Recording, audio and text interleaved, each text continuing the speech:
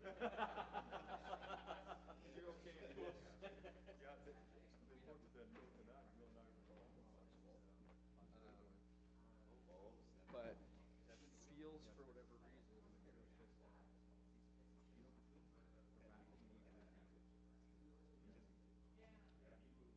Yeah.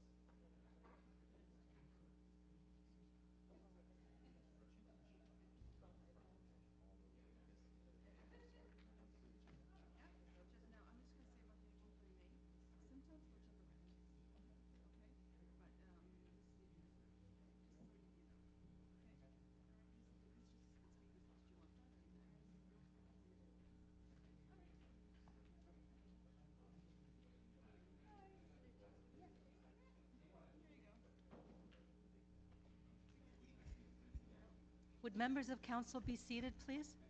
We have quorum.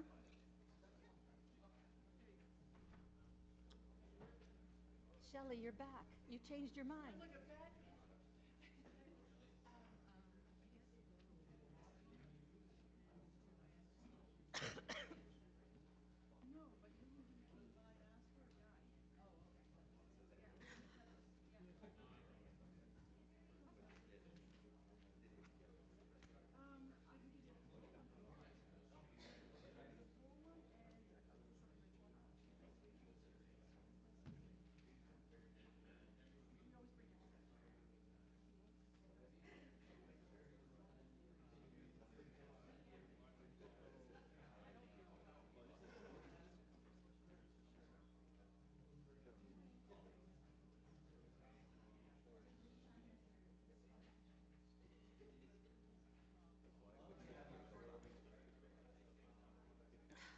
Meeting is called to order.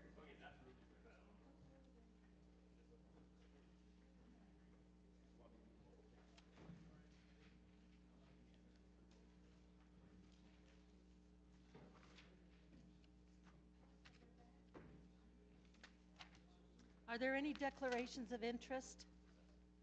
Declarations of interest? Confirmation of the minutes of the meeting held February 21st. Councillor Pasternak? All in favor? Opposed? Carried. We have scheduled items for beginning at 9:45. For those non-scheduled items, I will read them out. Please let me know if you'd like any of them held. 29.8 is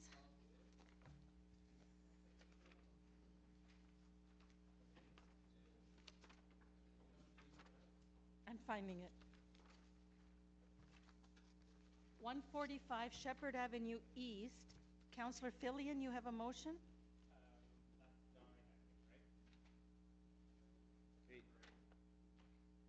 Preliminary report, OPA and zoning bylaw amendment. Defer this item to its meeting of June 6, 2018 to allow city planning staff an opportunity to submit a request for directions report in light of the appeals filed with the Ontario Municipal Board regarding the zoning amendment application and site plan application for 145 Shepherd Avenue East. All in favor? Opposed? Carried. 29.9 preliminary report, OP and zoning bylaw amendment application for 202 Shepherd Avenue West. Councillor Fillion. Thank you. They just keep coming. That the preliminary report be approved subject to the notice area of the community consultation meeting being expanded to include, in addition to the 120-meter radius notice area, all landowners and residents residing in the area bounded by both sides of Elmhurst Avenue to the north, Quilter Road and Pewter Road to the east, Points Avenue to the south, and Senlac Road to the west, and that the applicant pay the city for the costs associated with extending the notice area. All in favor? Opposed? Carried. Item 10, preliminary report zoning bylaw amendment application 1, Garnier Court. Councillor Shiner.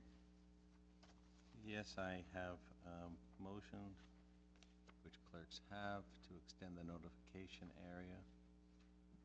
So it's to adopt the staff recommendations except for recommendation 2 and change the notice area to be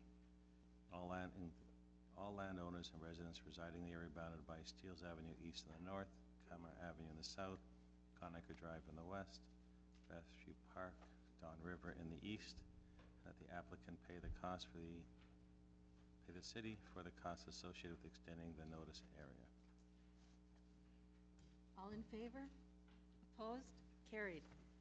Item 11, preliminary report zoning bylaw amendment application for Bayview Avenue.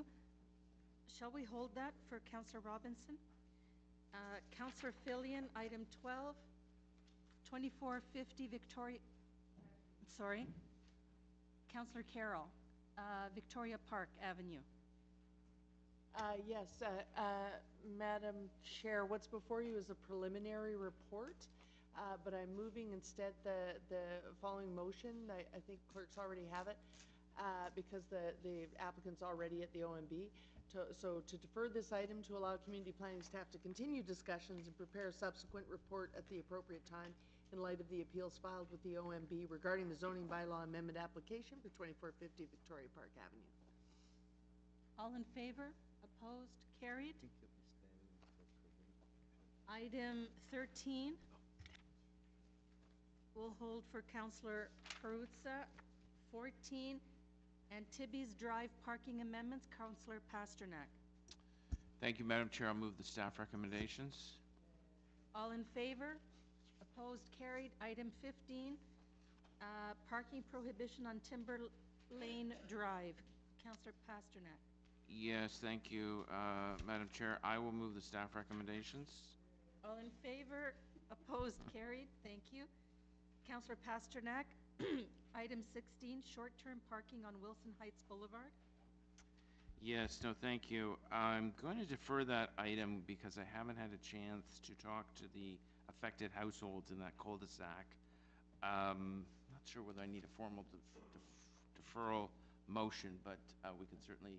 Okay, motion to defer? Motion to defer to the next scheduled Northwood Community Council meeting. All right. All in favor? Opposed? Carried. Item 17, traffic calming on Rockford Road, Councillor Pasternak. Yes, I'll move the staff recommendations. All in favor? Opposed? Carried. Item 18.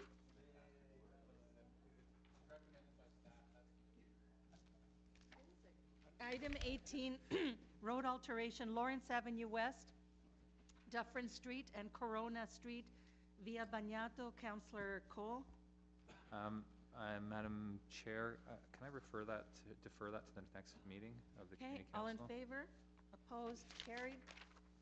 Item 19, parking amendments to St. Edward Catholic School, Councillor Fillion. I'll move the staff recommendations. All in favor? Opposed? Carried. Item 20, parking prohibition, Walker Road and Franklin Avenue, Councillor Fillion. I'll move the staff recommendations. All in favor? Opposed? Carried. Item 21, traffic controls at Earl Haig Secondary School, Councillor Fillion. All in favor? Opposed? Carried. We'll hold item 22 for Councillor Robinson. Item 23, Councillor Burnside, stop control Airdrie Road and Crofton Road. Where'd you go? There you are. Councillor Burnside moves the staff recommendations. All in favor? Opposed? Carried. Item 24, U-turn prohibition, Shaughnessy Boulevard at Glentworth Road and Delverton Place. Councillor Carroll. Move the staff recommendations. All in favor? Opposed? Carried. Parking amendments on Hobson Avenue. Councillor Minnan-Wong. Move staff recommendations. All in favor? Opposed? Carried. Councillor Carroll, reopening of an item on Farm View Crescent, Ringwood Crescent, George Henry Boulevard. Yes. Okay, so let's have a show of hands to reopen because it needs 2/3. Yeah, it's just a wording change. 1, 2, 3, 4, 5, 6, 7. Opposed? We have two. We have 2/3. Wording change? With thanks to staff, Madam Speaker, we moved this, but the staff who visited the site and were waiting to order the signs called my office the next day and said, didn't you mean Monday through Friday? So I'm simply reopening to add the words that these parking prohibitions, because they're construction parking prohibitions, are Monday through Friday. Okay. Yeah. All in favor? Opposed? Carried. Item 27, the fire routes. Councillor Burnside, would you like to move those? All in favor? Opposed? Carried. Item 28, fire routes on Bartley Drive. Councillor Minnan-Wong. Yes. Move staff recommendations. All in favor? Opposed? Carried. Item 29, fire routes again. Councillor Minnan-Wong on Lawrence Avenue East, 1325. Okay. All in favor? Opposed? Carried. Item 30, we'll hold for Councillor Perruzza. Item 31, Councillor Shiner, sanitary sewer capacity Shepherd Avenue East. I will move staff recommendations. All in favor? Opposed? Carried. Item 32, Councillors Fillion or Burnside. Who wants to move this? Endorsement of events for liquor licensing permits. Councillor Fillion is moving it. All in favor? Opposed? Carried. And item 33, Councillor Min Wong, tree bylaw investigation, 7 Waxwing Place.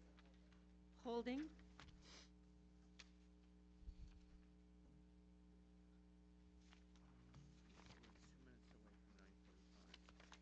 We have items to introduce. 29.39, turn prohibitions on Winston Park Boulevard, introduced by the chair. All in favor of introduction? Thank you. Carried. Memo by Councillor Carmichael Greb, item 29.40, a request for speed limit reduction around Old Orchard Playground. All in favor of introduction? Opposed? Carried. Item 41, again, Councillor Carmichael Greb, requesting a speed limit reduction on all local streets in Ward 16. In favor of introduction? All in favor? Opposed? Carried. Additional report.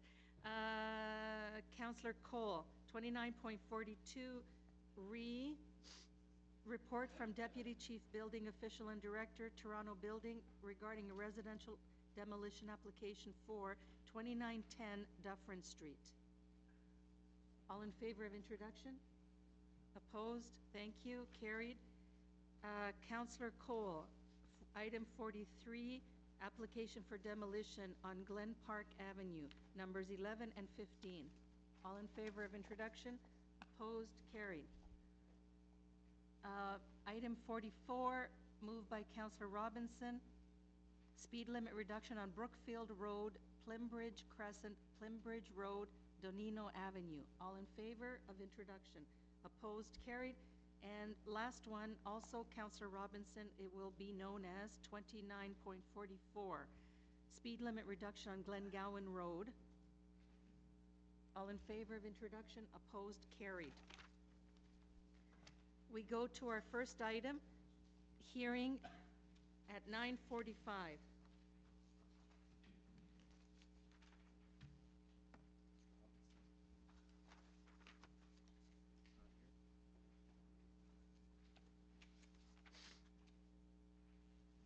Could we hold that down, please, until the councillor arrives, and go to item 2? Oh, it's at 10 o'clock.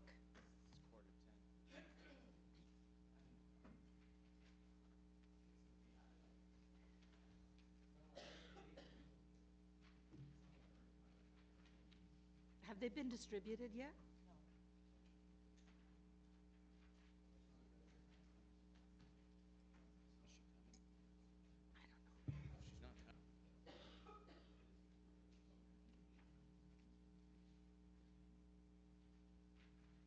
Are there any items that councillors have held that you'd like to deal with now?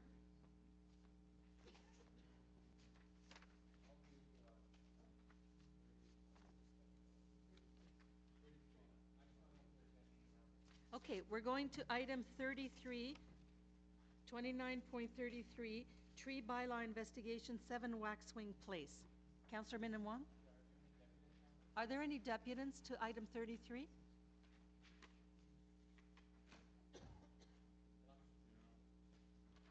Receipt? Okay. Councillor Min Wong has moved receipt on item 33.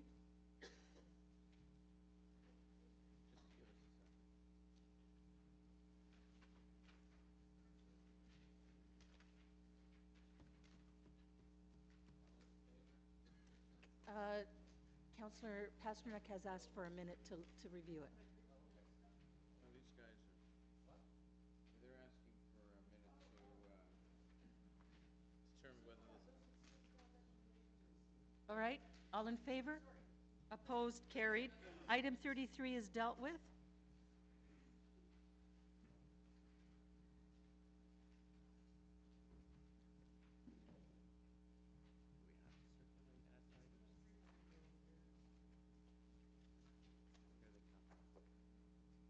The added items are being circulated now.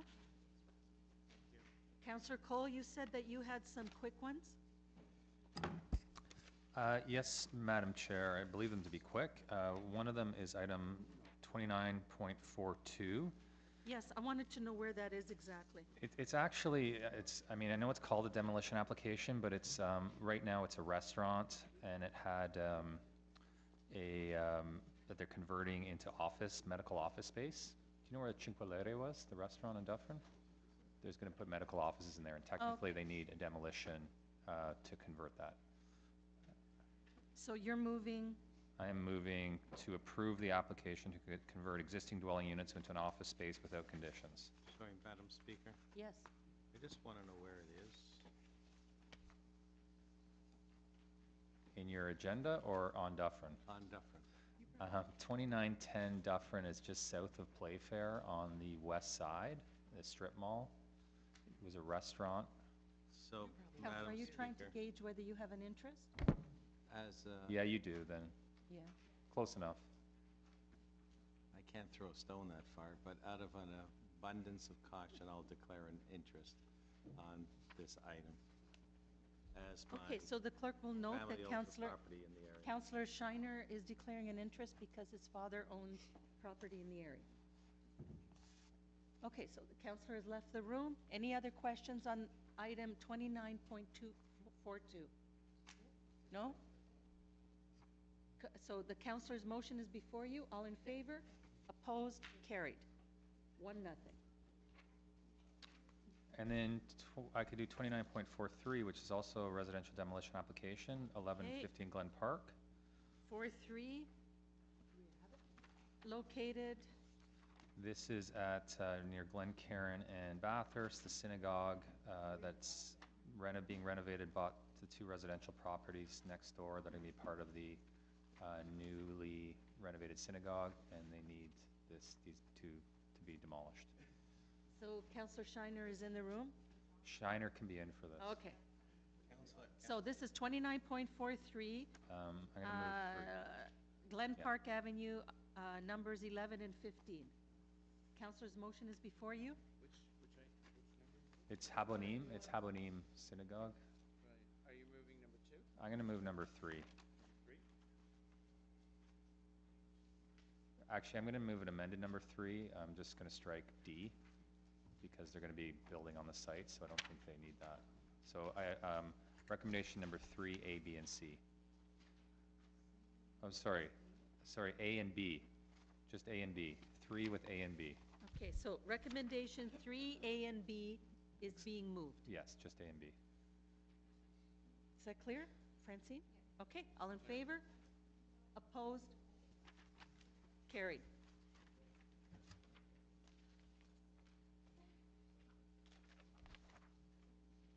$29.39. Oh, this was being moved because of a safety issue.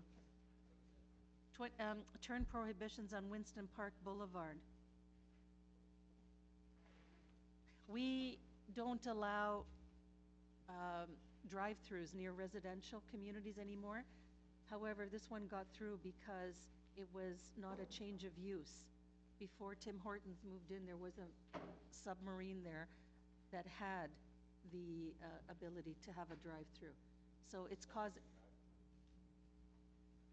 or Mr. Sub, whatever it was called. And so it's causing some issues with respect to safety. Any questions on Sure. item 29.39? Why don't you do like the vice chair and have staff write a report on it? I think staff wrote this. Well, it's just, Madam Speaker, I appreciate when we always don't have an agreement, but Sorry. staff haven't even commented on Okay, the I'm sorry. recommendations. Staff, please. Go ahead. Yes, we do support the recommendations. These were the result of a site visit my staff had with the councillor, and it is in support of the site plan application for the driveway to operate one way. These are turn prohibitions we are enacting on City of Toronto streets that support that operation. To answer your question, Councillor Shiner, it was because it was an urgent safety issue. The community group representing that area came to us because they've actually witnessed near misses. It doesn't matter to me if you want to defer this to the next meeting. I don't at all. If staff have that, they could have even sent you a memo in Yeah. that regard, or an email, and then you could have moved the email here at council. As I know there are occasions when staff don't support our recommendations, and I'm fine to consider those. Well But said. I don't know that, and an email from staff saying those are recommendations which they would support, and then you bring it to us in an urgent matter would have been great. Okay. Thank you. Yep, go ahead. So as I understand this, this is a drive-through coffee shop? Like a Tim Hortons or some other national brand? Through you, Madam Speaker, it is a residential development at present time. I'm sorry, maybe I misunderstood the chair. Is this a restaurant? Was this a drive-through? The Tim Hortons is almost next door. It's causing problems, and it's causing problems here too. Sorry, I wasn't clear. So will this prevent people from the drive-through at the Tim Hortons next door? Is that? No. Through you, Madam Speaker, no, it will not. It will prevent motorists from cutting through this residential property to access Wilson Avenue. Because Okay. it's a shorter and more convenient route.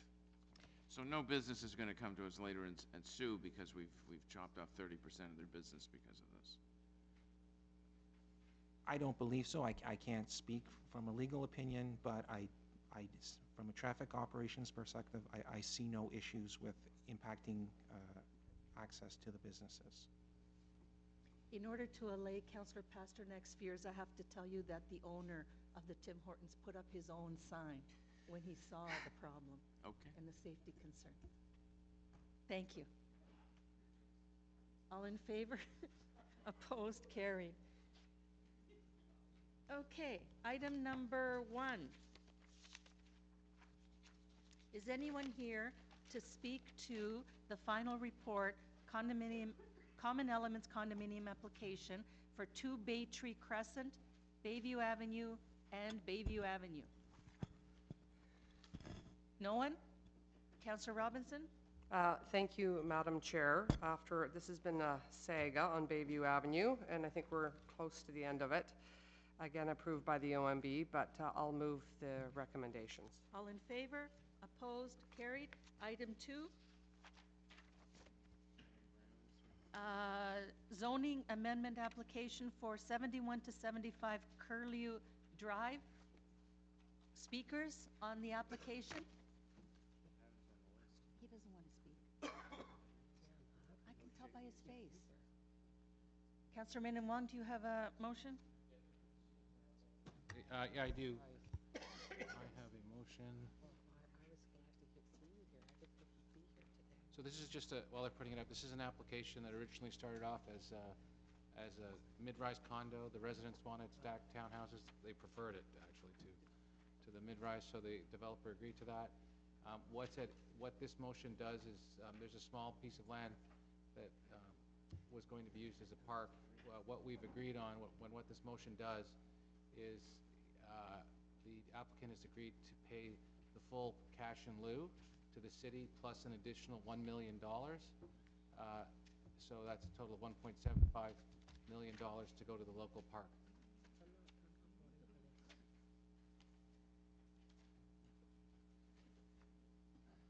So happy to answer questions. Shelley, you have a question? Well, I'm going to have questions of staff, but the question of the mover is why you would be taking cash. There is room for the park on the site, as I understand it, and the council has been moving away from taking cash instead of a park wherever they can. Why would we not want the park? The drawing shows room for the park on the site. Yes, so my answer to you is this, is that and the counselor knows the area very well, because she lives near, I know she lives near the area. Yeah. And so the answer is this, is there's choice between having like a small little parkette that, quite frankly, I don't believe a lot of people are gonna use, and it's gonna be right next to a very, very busy street, Curlew.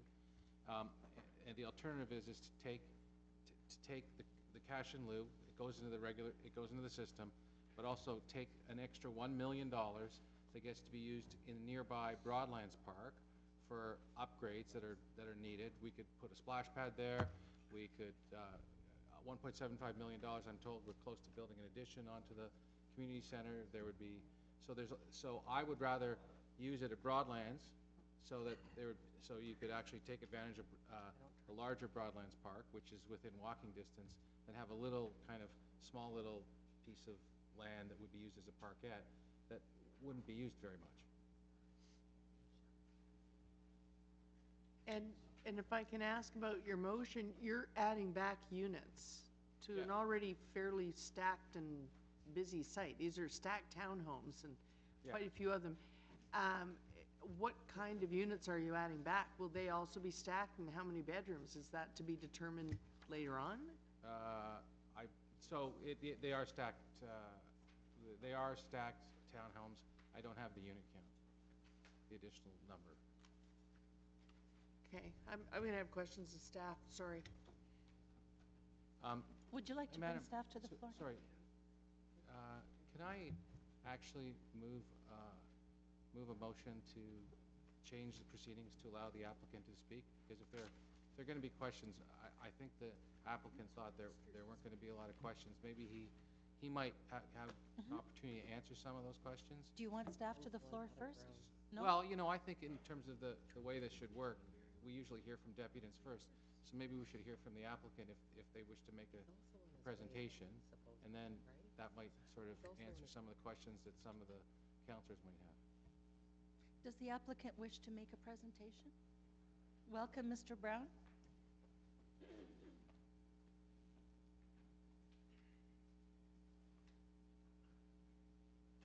Thank you, Madam Chair, members of Community Council, Adam Brown on behalf of the applicant. I'll just put on an overhead for a minute, just to give you a bit of the history.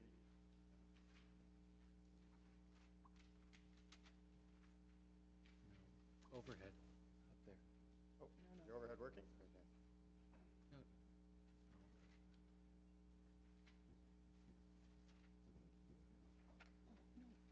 So just to take you through this, first of all, site outlined in red, the park that we're speaking of where the money would go to is in green here, and there's some other parks in the area, Vic Park, Lawrence, and Curlew Drive.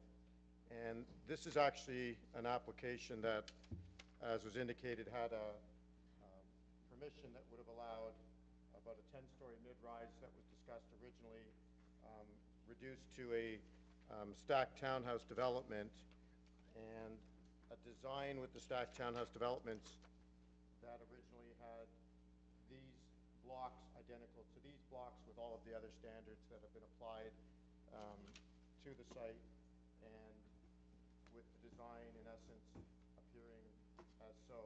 So this is behind us here is the commercial. Over here is the apartment across the street, and we agreed to do the stacked townhomes and worked with staff who I commend for moving forward. You'll see everyone complains about timing. They worked extremely hard with us, with the community, with a meeting that was held at the very beginning of the process to come up with a resolution of the design. And at the end of the day, there was then a discussion, and it happened even at the beginning of the process with the community, because back here is going to be private open space. It's about a half an acre, 20,000 square feet. There's only a bollards for a fire route.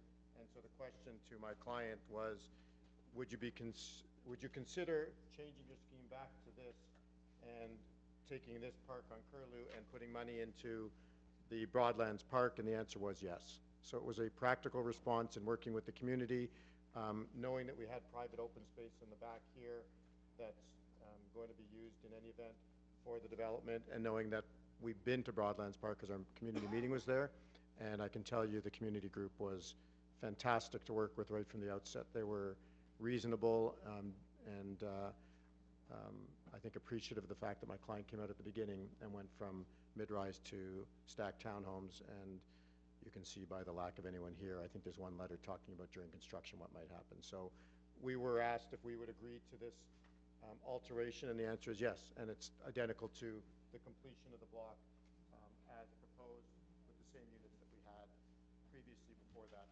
smaller parkette was put on. But again, I commend staff in working with the applicant, and again, I think it's about an 11-month process, and so they did a fantastic job, and I thank them for that. Okay, questions, Councillor Shiner? Sorry, Mr. Brown, if you leave that up. That's what's in front of us, am I correct, prior to the amendment by my colleague? Correct. That's the little parkette. Well, the townhouses and the parkette. Correct. That's the report. Correct. And your client was satisfied with that, if I'm correct, through the discussions with our staff? Correct. Our client revised the scheme to move that back, to put the park there. I said this before when talking to staff a long time ago. Did we think it made sense to put a park on Curlew on this site, or did we think that would be required based upon what we see in the area?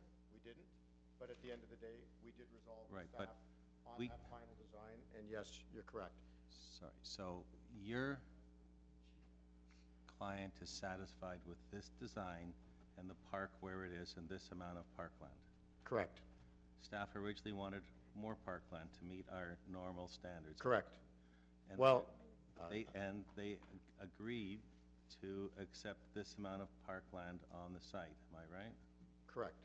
And with that, what was the cash in lieu going to be? Cash in lieu would be probably half of what it would be, so whatever the value is on the day of the permit. So you'd give half in land, a little less than half in land, and more than half in cash in lieu. So now instead, you'd have full cash in lieu payment to the city on permit, plus, instead of 750, section 37, $1,750,000. And then that's the difference in the density that I saw in the application was to permit you to build on the parkland? Yeah, to build the extra units on the site. So it's correct. another 1,235 square meters or 12,000 About that, correct. square feet? Right.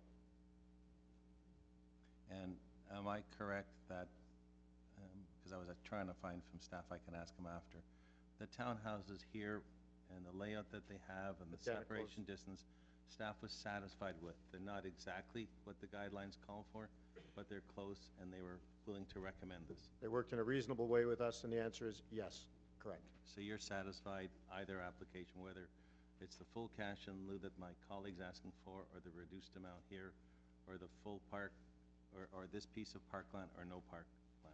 We're happy to have no parkland and put it back. We obviously put the plan in and worked it out with staff as is. And if the community is also, and the local council are happier with the money going to Broadlands to make sure the splash pad happens, they were a spectacular community to work with, so Okay. we're happy to do that. Thank you. I'm passing the gavel to Councillor Pasternak for 2 questions. Would you put up the map that you had on previously with the parkland? The square one, what is that? It's a school. That's a school with St. land, Catharines. with green space around it. This is the Broadlands Park over here, And the development would be where on the map? right here. Okay, and the other map that you had up, exactly how big is that park?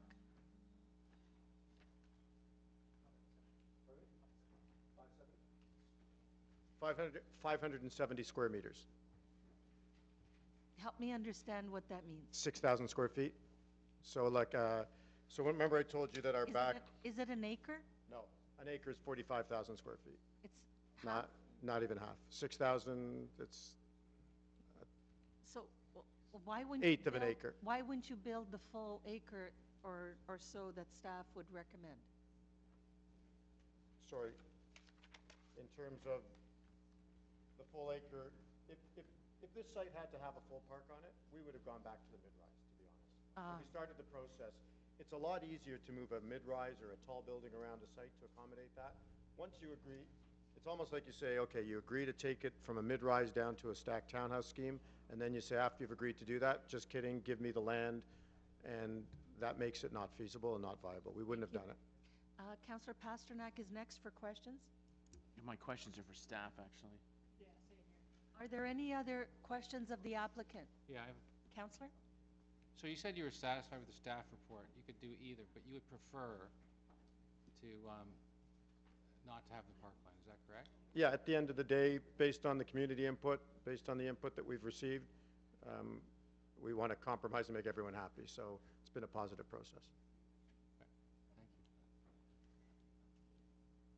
All right, sir, you may be seated. Staff to Thank the floor, please. Was it Councillor Shiner or Carol who had questions of staff? Carol? I did too. Yeah, there is already $750,000 in Section 37 to construct a splash pad in Broadlands Park. How much does a splash pad cost on average? So we did some estimates with park staff, and the splash pad is estimated to cost approximately $600,000. Okay, thank you. I'm going to be talking about Curlew Drive in my remarks later. What is the classification for Curlew Drive? It's kind of a unique road. It's sort of a bypass road, and the houses are rear fence oriented away from it because these used to be factories all along one side. What's the classification of the road? What do we call Curlew Drive? I'll defer to Transportation Services staff, but I imagine it's a collector. It is definitely used as a through connection between Vic Park and Lawrence, but I think it's classified as a collector. It's a collector, yes, okay. And if you get a motion like this, a motion walked on like this that adds back units, but it isn't specific about them. I asked the mover what his intentions were.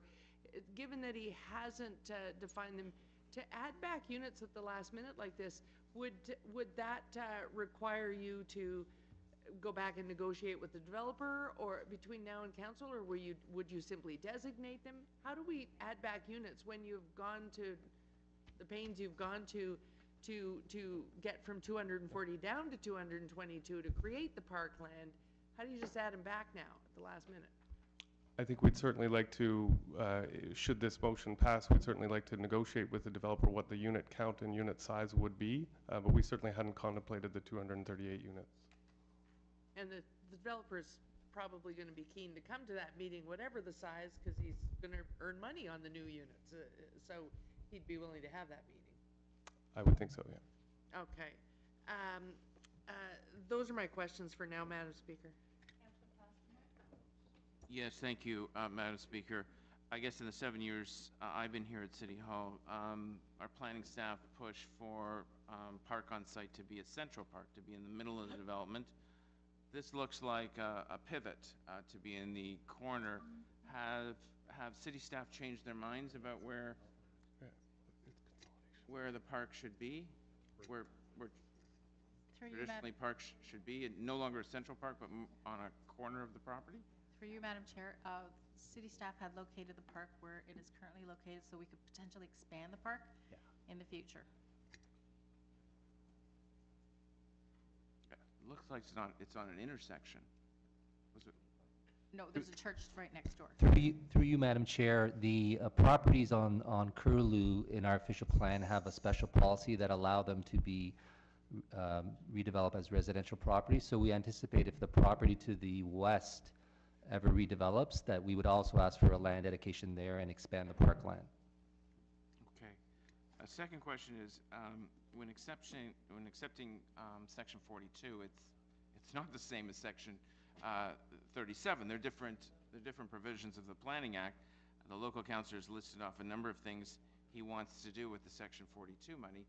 My understanding is that with Section 42 money, there's restrictions on what you can do with it, because in fact it's in lieu of parkland on site, and you can't spend that the same way you can a Section 37 agreement. Would that be a layman's synopsis of the situation? Through you, Madam Chair, the first 5% of the cash in lieu has to fall within the cash in lieu policy, such that the first 50% goes into land acquisition citywide and local, and then the other 50% of the first 5% goes into improvements citywide and in the district. And then anything above the first 5%, in this case it's a 15% dedication, anything above the first 5%, which is 10%, gets allocated to improvements to local parks or land acquisition. And can those funds be used for new and enhanced or state of good repair?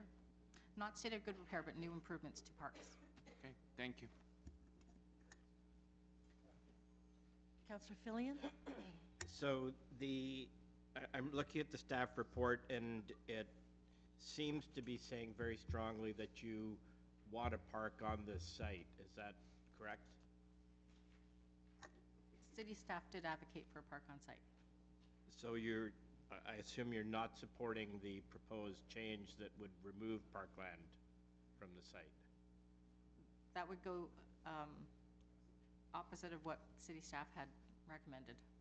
And where would be, the map isn't up there anymore, but where would be the closest park to this location? The closest park is approximately 1 kilometer away to the north, Broadlands.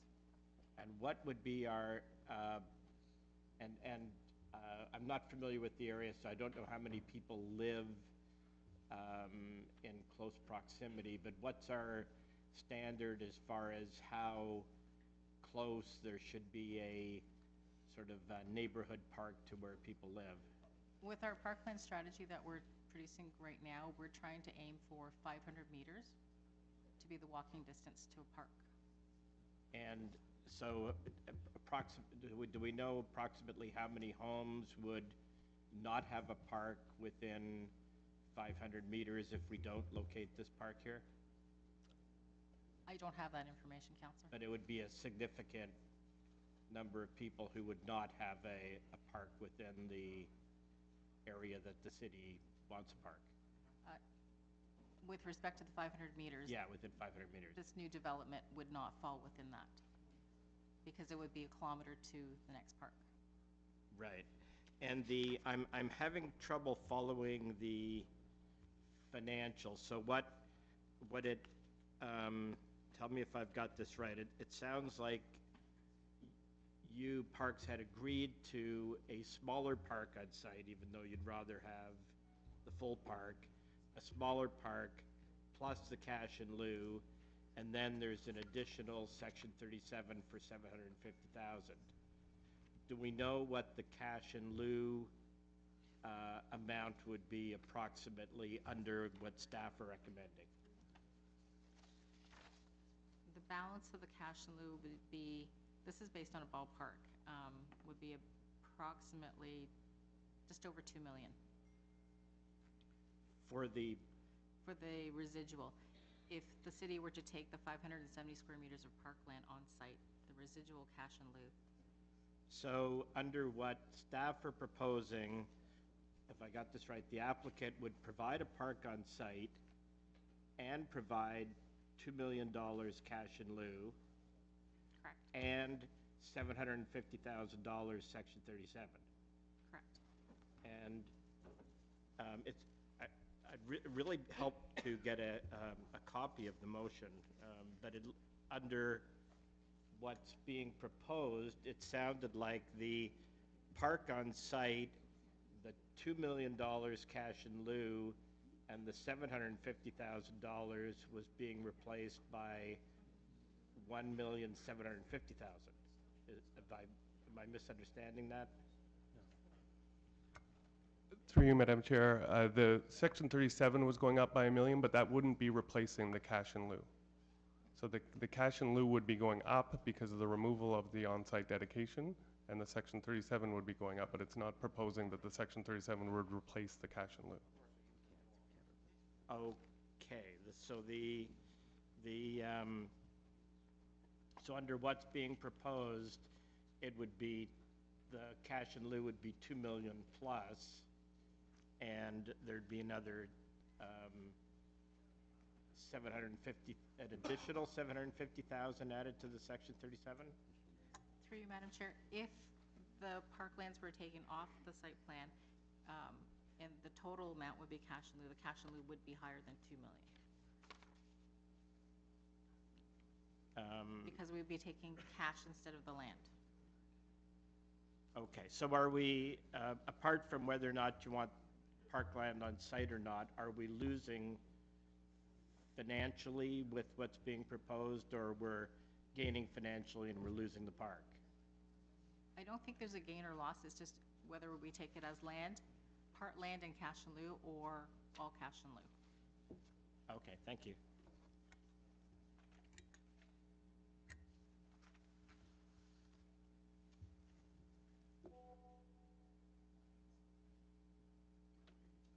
Oh, can I ask questions? Oh, you looked at me, but I didn't know.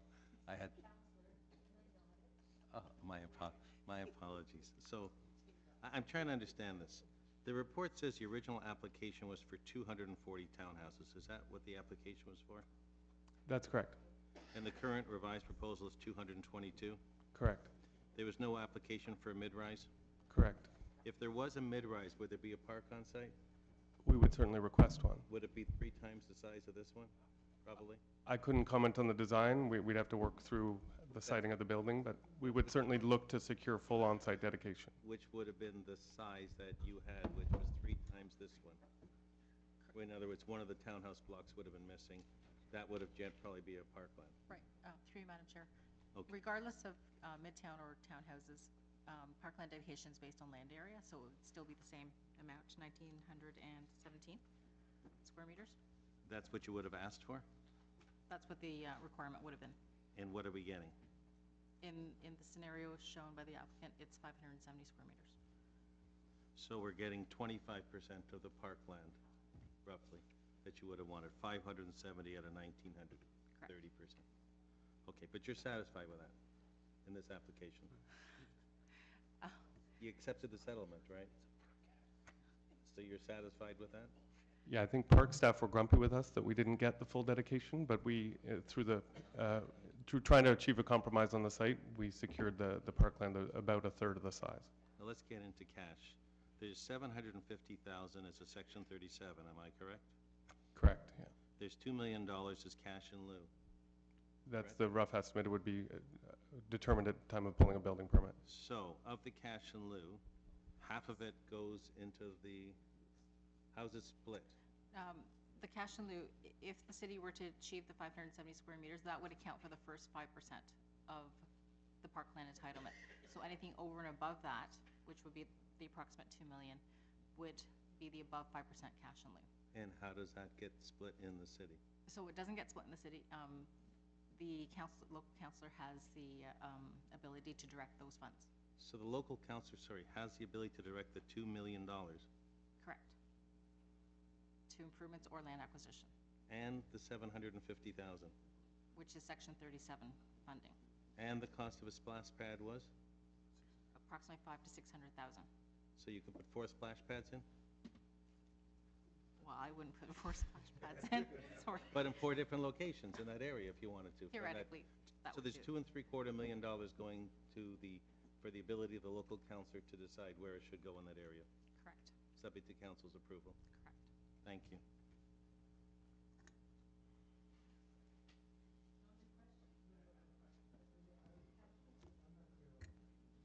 Just to try to better understand it, my understanding was that cash in lieu of parkland,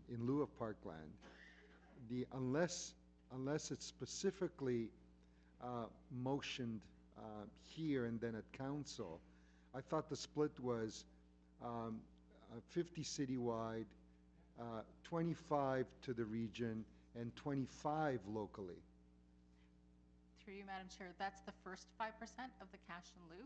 So in this case, the first 5% would be accounted for through land dedication. So anything over and above that is the portion above 5%. Okay, so just In sort of this case- dumb it down for me a little. I just understand it. In I'm this not, case- I'm not taking issue with it or anything like that. So, the 2 million cash in lieu, that's equivalent to what would be 5% land contribution. No, the 5% land contribution is the 570 square meters shown on the plan. Yeah. The approximate 2 million. Like the parquet, the little parquet that's Correct. shown there, okay. The approximate 2 million that I speak of would be the valuation of the remaining cash in lieu required on site. In total, because the site is greater than a hectare, it's subject to 15%. Okay. So the Now, first- now the 2 million is completely directed to the local neighborhood? It doesn't, it's not subject to that policy split that we have, the 50, 25, 25? It's the first 5% of the cash in lieu that is subject to the cash in lieu policy. So it's the parquet. Correct. And since it's land, that is, the first 5% is land, then it's there. And then the 2 million, that's how the 2 million gets to be allocated locally? Correct. I didn't know that. You're done, right? And I'm not sure that that's much clearer, but thank you. Well, we learn something every day. And we're over 5 minutes. Any other questions for staff? You want to hold it down? Okay. We'll hold the item down. We'll go on to the next timed item. Item 3, request for direction report on 5 Fisherville. Is anyone here on this item? And if you're here to speak, please register with the clerk. Councillor Pasternak?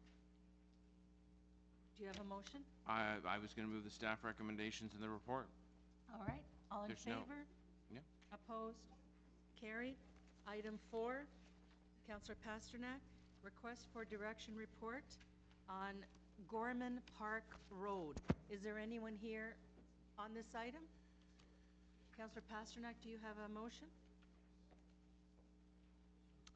I'll move the staff recommendations. Okay. All in favor? Opposed? Carried. Bathurst Street demolition applications. Item 5, is there anyone here to speak to this item? Please come up and speak. You have 5. 636 Bathurst Street?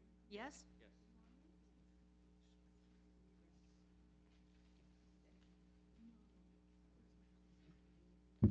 Hello. My name is Ellie, and James and Josh are both familiar with me. Councillor Pasternak and Councillor Cole, excuse me.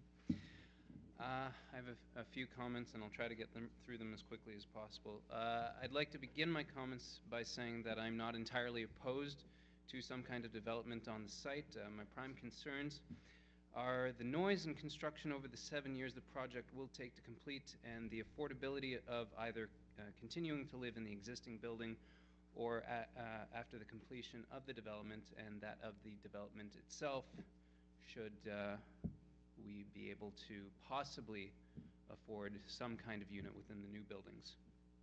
My family is one of just many young families in the area, finding it difficult to live with the rising cost of living in the area, especially with ongoing development. But more to the point of the existing concerns of the existing residents, there is a concern for the residents currently affected by the so-called demolition plan. Firstly, there are issues of the building's plan to remove corner unit residents from the first to at least the 10th floor, temporarily or permanently, depending on what happens, from the premises. Some affected by the plan are not only Jewish, not only Orthodox in their observance, but are also elderly or have mobility issues. These are people whose religious observance is of great importance to them, and removal from the premises would make it extremely difficult for them to hold to their religious observance, specifically on Shabbat and the holidays. I know some of these points have already been addressed in some way or another. Councillor Cole recently came to the building as well. I don't know which residents are still affected, as in those who were in before the demolition plans had come in place. I will continue to address them as so-called demolition plans, and you'll understand why as I go on. Beyond this, upon their opportunity to return, they would, as far as the last update I've seen, come back to renovated, not demolished units, and possibly units smaller than their current living space, for which they would be required to pay an additional sum to live. And I'd like to know how those concerns are being addressed. That concern is being addressed. That's the first one. Secondly, I'd like to know how the owner and developer plan on handling the traveling cockroach issue. In recent years especially, the building has had a recurring roach problem.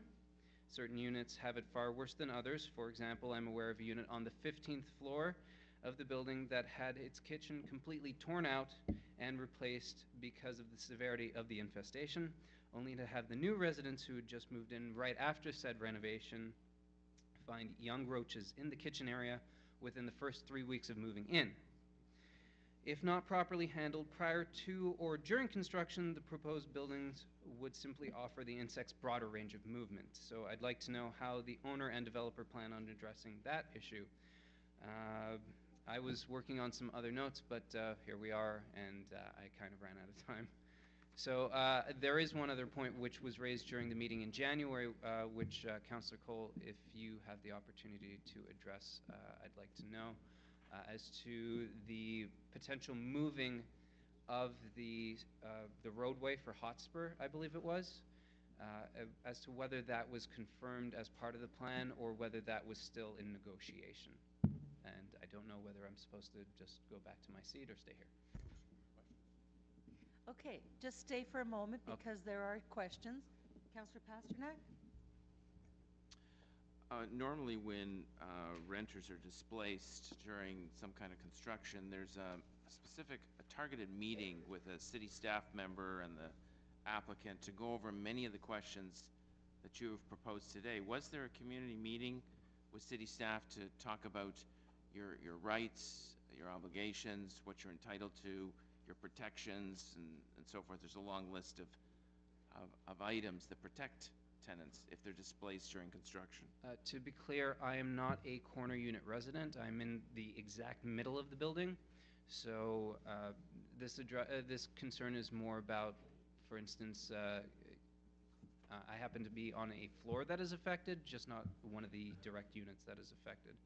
So Councillor Cole might be able to address that better than I would.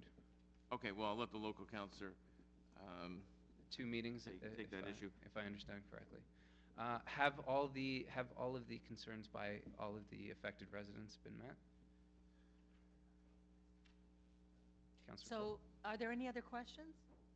You may be seated. Thank you. Thank you very much. Okay, Councillor? Oh, okay, sorry. Councillor Cole? Thank you. Thank you. Just a couple of questions of staff, just in an effort to answer the questions of the deputant. Oh, sorry. Oh, sorry. I'm sorry. I'm so sorry. David Hun was on the list, and if I was going to be here, I was going to speak to it for Mr. Hun. Okay, I didn't realize that. That's okay. Go ahead. And I'll try and be brief, trust me. So this is an application that started back in 2011, actually, with a list I put up there of the community consultation that's taken place with staff, the community, the local councillor. And to cut to the chase, it's gone through huge changes and revisions throughout the process. And again, working well with the community, the direction of the councillor, direction of staff, to revise the proposal in significant ways. It started out as 19-story towers filling in on the existing apartment site. This is the site here at Bathurst and Hotspur, and this shows you the existing apartment building. We worked with also your housing staff to do rental replacement of any units that would be affected, and I won't take you through all the detailed changes, but I will tell you that originally we had a 19-story building in this location that was eliminated, replaced it with 10-story and 9-story legs to the building, streetscapes to be improved with retail, landscaping to be improved, the existing building to be improved, and all of that which led to a resolution of all design issues with all departments, with reductions of density, unit count, improvement of the streetscape and the like. And so all of that was done over that lengthy process that I put up at the beginning. And then at the very end of the day, there's been a change in the way sewage capacity is reviewed and a request for our client to pay an amount which would in essence solve issues for the entire area. And that's what gave rise to an appeal of what's been otherwise a very cooperative and positive process, and in fact, your staff report probably couldn't be more complete in actually highlighting what I've just said, supporting the development application and all the conditions, with one of the recommendations being, let's sit down and try and figure it out. I think we have a resolution we can work through to find proximate area improvements that can deal with our particular site, despite the fact that it's our position that the standards have somewhat changed due to the patience of our applicant in going through a process. But I think we can work it out with staff, and one of your recommendations directs that, so we'd be happy to do that, staff and the local council as well. So again, I thank you for allowing us to speak today. Any questions? Okay, Councillor Cole. Thank you, Madam Chair. Just if I could ask staff to quickly comment on two issues, one being the process of dealing with the impacted renters. I know there are at least 2 meetings with city staff. I've had several meetings with the building, but just speak to the kind of the process of dealing with renters who may be impacted. And secondly, if they could touch on the issue of notching out the building to address the Hotspur road alignment issue. Thank you. Through you, Madam Chair. Yes, there were several consultation meetings on this application. The community consultation meeting was May 3rd, 2012. That was the first meeting. There was also a meeting on May 26, 2016. There were meetings specific to the tenant consultation. Those were June 27, 2016 and July 27, 2016. There was also a tenant survey that was done with the tenants of the building to identify possible improvements to the amenity and building enhancements for the existing rental building. And that was initiated on June 27, 2016.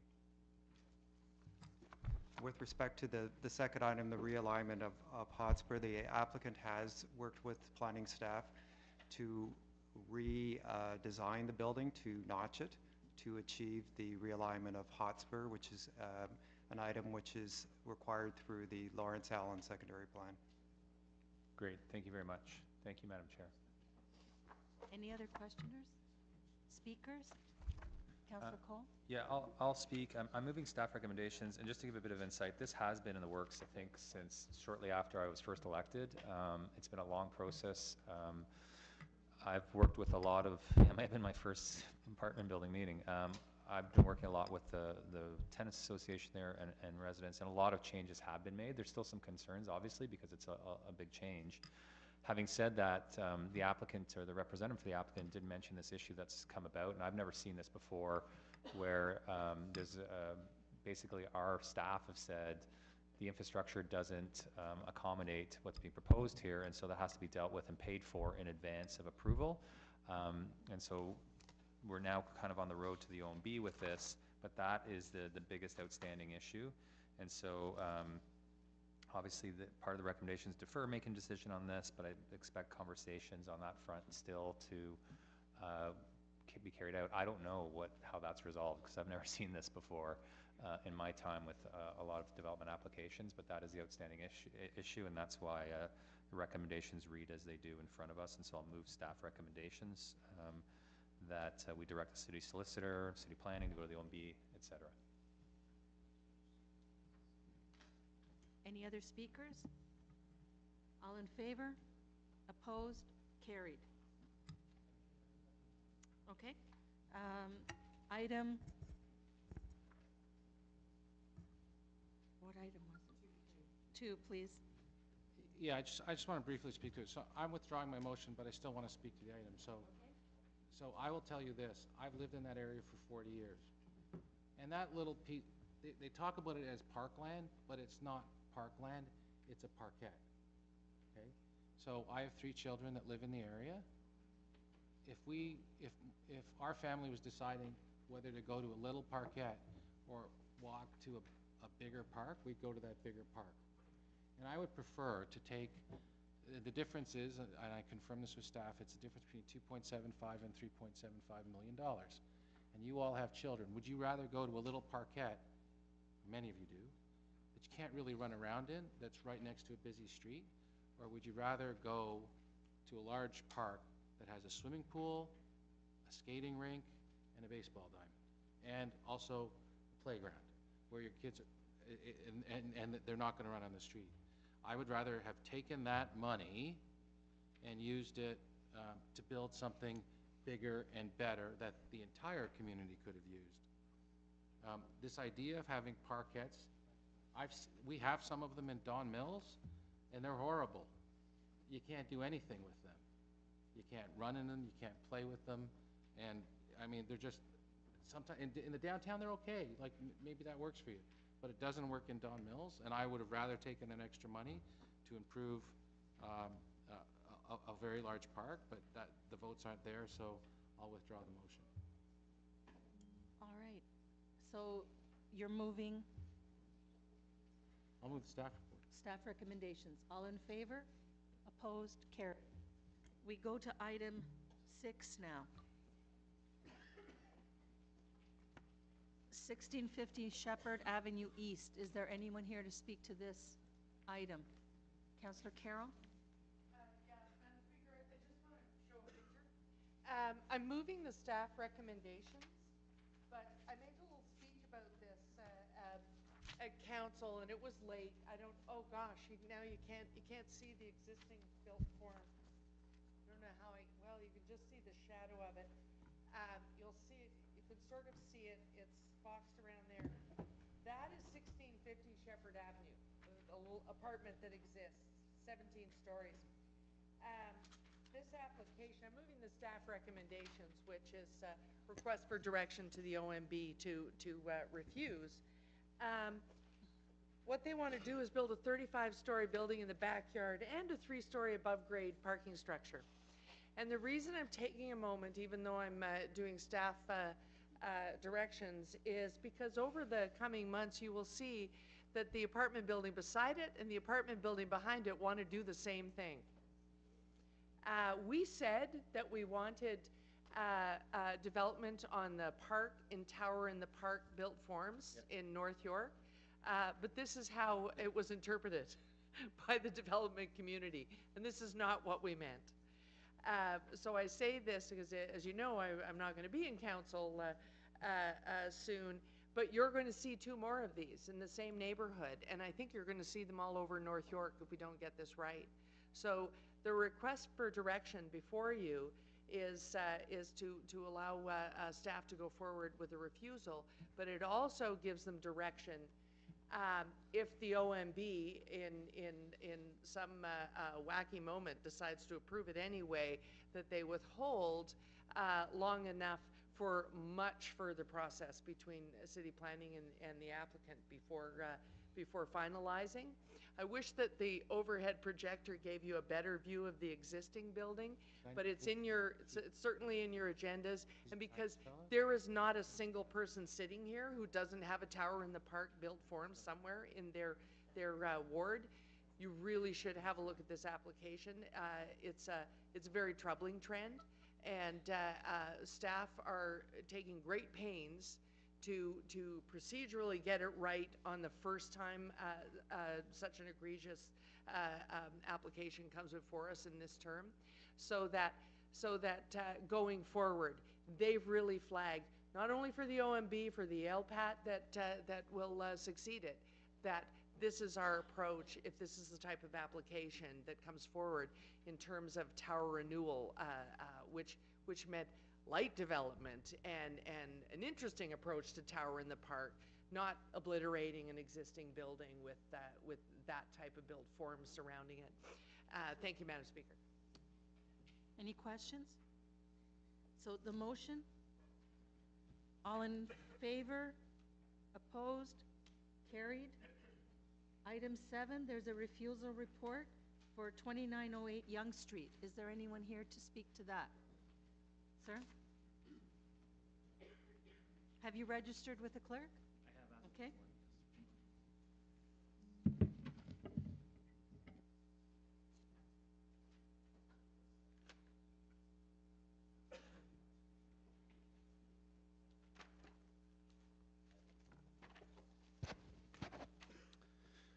Good afternoon, Madam Chair and members of Community Council. My name is Ian Andres. I'm from Goodman's, and I'm here on behalf of the applicant and owner of 2908 Yonge Street, which is a number company 1948630 Ontario Inc.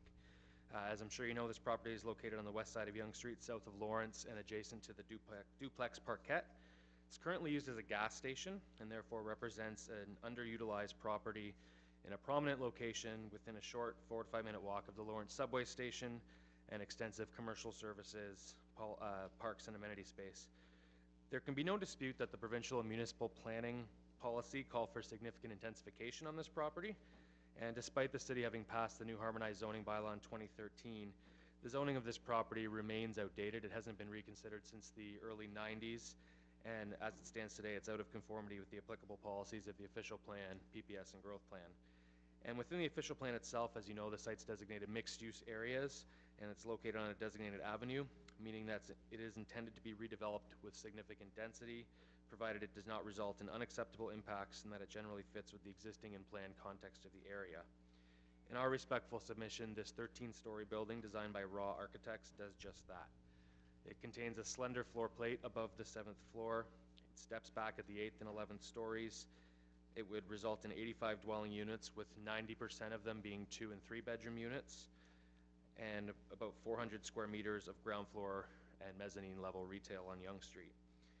It's an attractive building. It fits comfortably with the surrounding open space and other mid-rise and high-rise apartment buildings on the west side of Yonge Street, which range from 5 to 13 stories as you walk a block or two to the north or south of the site. And although we understand that staff would prefer to see a building that complies in all respects with the mid-rise guidelines, with respect, this is not a requirement of the official plan, and in fact, staff have confirmed that no official plan amendment is necessary for this proposed development. As required by the official plan, specifically policy 2.2.33, our client has submitted an avenue segment study, which is used to assess impacts of incremental development while allowing for distinguishing circumstances, and in our respectful submission, it supports the proposal here. This is a unique site, as there are no adjacent houses or dwellings to this property. To the west, to the immediate west, is an entrance to the ravine, and beyond that is a former church site with a 5-story development proposal currently on it, and to the immediate south is another entrance to the ravine and parkette, and beyond that a 9-story apartment building. This site is essentially the lowest point in the valley, which extends from Glengrove to the south to Lawrence to the north. The topography mitigates the visual impact of height in this location. And given these unique characteristics, we believe it's an appropriate location for additional height beyond the 8 to 9 stories that would otherwise be permitted under the mid-rise guidelines.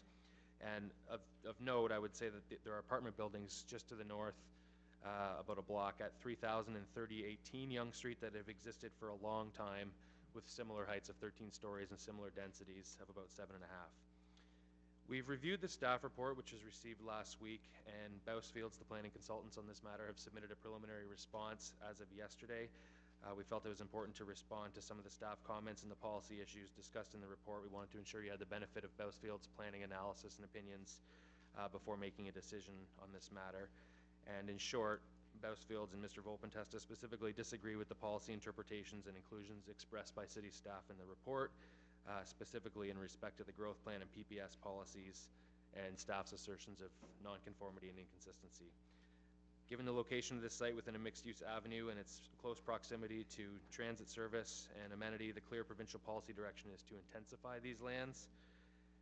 And the suggestion that natural heritage or open space policies are not being adhered to, we believe, is not supportable and ignores the extensive analysis, natural heritage, and otherwise that it was submitted by our client in support of the application. And since the form of development proposed by our client is permitted by the city's official plan, it's our suggestion that the PPS and growth plan and OP policies are not being contravened by this proposal. The built form and massing contributes positively to the public realm of this corner location. The transition measures to the adjacent open space and neighborhood designations are appropriate in this instance, and in our submission, the proposal fits comfortably within this segment of Yonge Street with no unacceptable shadow or wind impacts on either private property or the public realm. And with respect to staff's request for an on-site parkland dedication, this is not something that we've had sufficient time to digest. There's been minimal feedback and consultation with our client. This refusal report's come forward within about 3 months of the application being submitted. And you know, if that's what staff want to see on this site, that's something our client is prepared to consider. But at the moment, we have no sort of firm request as to where that would be. So in summary, we strongly believe this proposal is a positive and desirable example of intensification, consistent with municipal and provincial policy direction, and we respectfully request that the Community Council recommend approval. Thank you. Thank you, sir. Thank you. You have a question, Councillor Shiner? So you came here to basically give the perspective that you'll be giving at the Ontario Municipal Board, I would suspect, because planning staff aren't supporting your application. Am I right? If you're, I came here to explain to you why I think the proposal, why, I shouldn't say I think, why our consultants believe the proposal represents good planning and is consistent with the provincial policy statement, conforms to the growth plan, and So conforms to the official plan. Has the city met its projections and provincial requirements for the growth plan? I believe the city is probably on track, but this is an appropriate location for intensification that is called for in the official plan No, policy. I'm asking because would you be surprised to know that we've well exceeded the growth plan targets? Well, the growth plan calls for intensification throughout the built-up area, and especially in targeted areas such as avenues and within 800 meters of major transit stations. Yeah, it does, So but it also talks, I mean, Planning Act also has the city's official plan. We have mid-rise guidelines, and the growth target is there, if I understand correctly, to make sure that each municipality does intensify within its borders based on a plan that it has and based on a provincial requirement. That's why I asked. We've exceeded the growth plan, so while it's always an argument at the Ontario Municipal Board, it has been in the past, it's, besides that, what's the other arguments? What are the neighboring buildings like in height? the neighboring buildings, there's a 9-story building once you get past the entrance to the Parquet and the Ravine to the south. To the north, on the northwest corner of Chatsworth, there are 6-story apartment buildings for a couple lots up. And once you get further north, there are existing 13-story buildings with densities north of 7 times. There's one building, am I correct? I believe there's 2. It's the building just south of Lawrence Avenue on the west side of Yonge Street. That was at a board hearing that the city refused, and the board approved, if I'm correct? I believe there are 3,000 and 3018 Yonge Street. I'll have to check my notes to make sure I have that right. South of Lawrence, though, I think there's one. There 2? Oh, it's an older one. My apologies. So there's a new one that was approved of the board at 13 and an old one. If you're talking a 9-story building, do you know the height in meters? For a 9-story building? For the 9-story building that you're comparing us to? Off the top of my head, I don't, but I would guess that it's probably around 30 meters. And the one that you're proposing is? I believe it's 40, 45 or 47, somewhere in that ballpark. I stand to be corrected, but 44 meters to the top of level 13. And with the penthouse, 47.8, so 48 meters. Well, penthouse is usually excluded from that, as you know, Councillor Schneider. I know, but I'm looking at the urban form, and if it was based on the mid-rise guidelines, what's the maximum height that this building would be? The Yonge Street right-of-way is 27 meters in this location, so a strict reading of the urban design guidelines might lead you to that conclusion. There's other factors to be considered. Okay, so neighboring at our buildings that are 30 meters tall, you're suggesting a building that's 50% taller than that. The guidelines would come back with a building again around 27 meters. So besides the provincial targets, what are the basic reasons for it? Well, again, it's not the provincial target, not the numerical target that I'm suggesting to you as the justification here. And if you were to use that logic, then no development, if you're saying the city's exceeded its targets, then no development would be appropriate here because, you know, there'd be no basis if we've already met the targets. I'm saying that the intensification policies, both in the municipal official plan and provincial policy, show that this site is an appropriate location for significant intensification to improve transit ridership and all those other things. But to answer your question, in addition to intensification, we believe the built form in this unique location is appropriate and does fit comfortably, and there's a few reasons for that. One, it's unique in the sense that it's located at a low point of land, and it's next to open space, so there's no, although there's a neighborhood designation to the west, there are no houses that are going to be right up abutting against this development, and there's no, the studies we've submitted demonstrate that there's no unacceptable wind impacts. We believe there's no unacceptable shadow impacts. And in terms of overall fit with the context of this segment of Yonge Street, The 9-story building to the south is not as tall, I acknowledge that, and nor are the 6-story buildings on the northwest corner, but this is not an unprecedented or out of character proposal for the neighborhood, given that there are 13-story buildings just a block away, 2 of them already, which are equivalent heights. Sorry, in planning, do the urban planners come back and recommend taller buildings in areas where there are low points of land? Well, I understand it, but I mean, every time the road dips, the neighboring ones are similar in height. Just because the elevation goes down, then you're saying, well, we should get a taller building because the road goes down.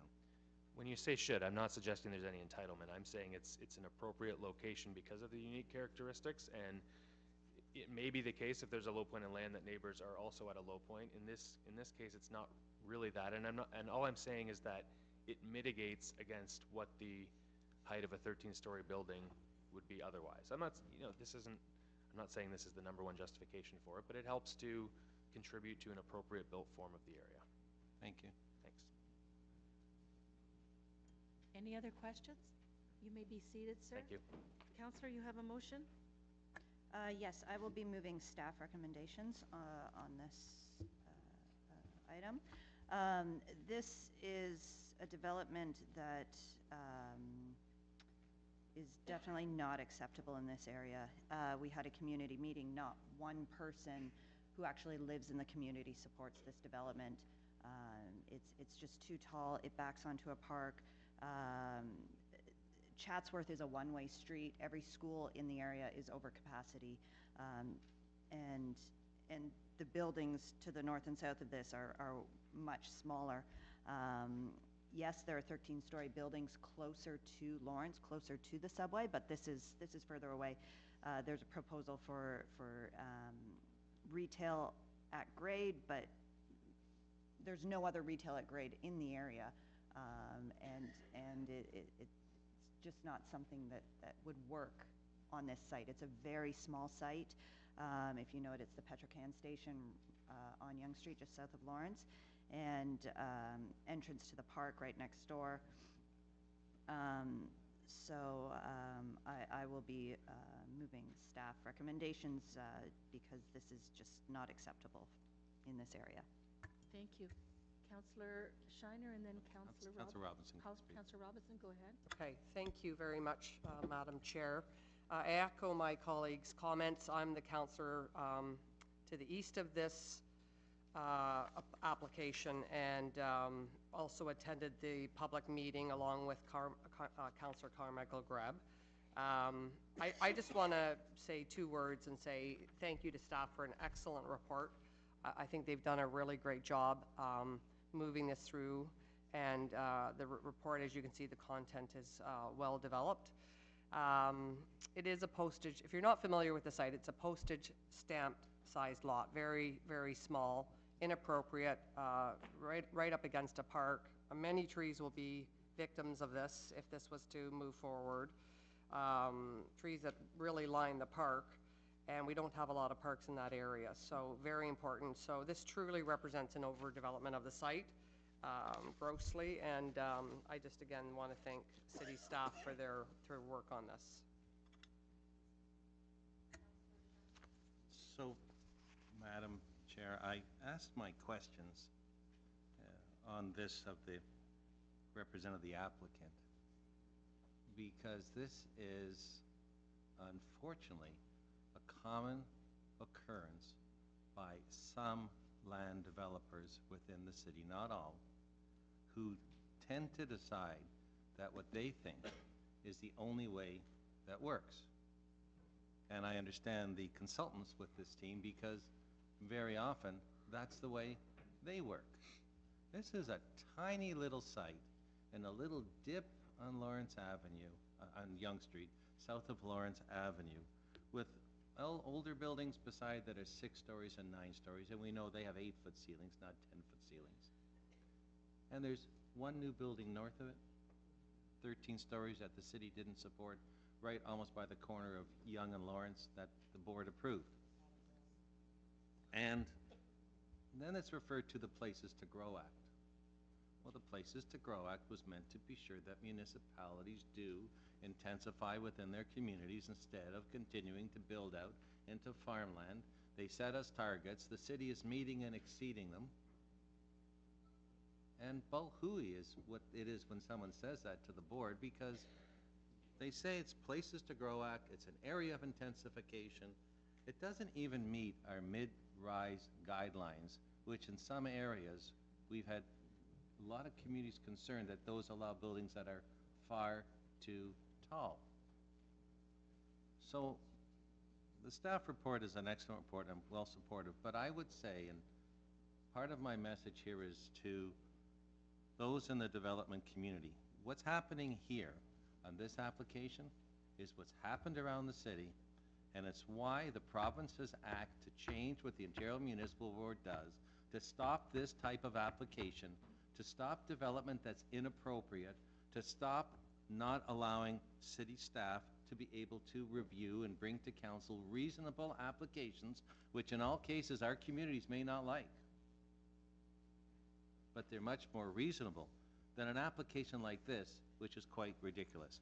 And this is the reason why the provinces had to change the Ontario Municipal Board, applications like this. You have a width of a roadway which would allow a 27-meter high building, and this is looking for 45 plus a penthouse. And you hear, well, my consultants have said it's good, and we're going to take our argument to the board. Well, take it away, and let's see what the board does, because this is why the provincial government has lost so much trust from residents right around the province, because of the runaway decisions that the Ontario Municipal Board has given on many applications, not all, to permit this. And the fact that an applicant would think that they could win there tells us how bad the board has performed in many instances. It's almost like, you know, and I've said it to people, you ever hear the credit commercial for Alpine Credit, where they say, what have you got? Oh, you own a house? Approved? Well, some of the members of the board were, well, it looks like a pretty building. Where do you want it? Approved. And that's been what's been happening, and that's what's going to change.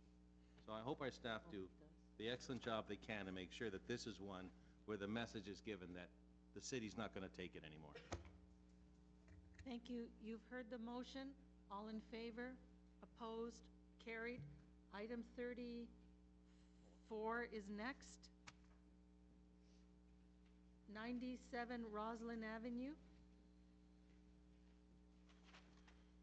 We have speakers. I urge the speakers to, I know that there are a few of you, to not repeat in the interest of time what's already been said. Go ahead, please.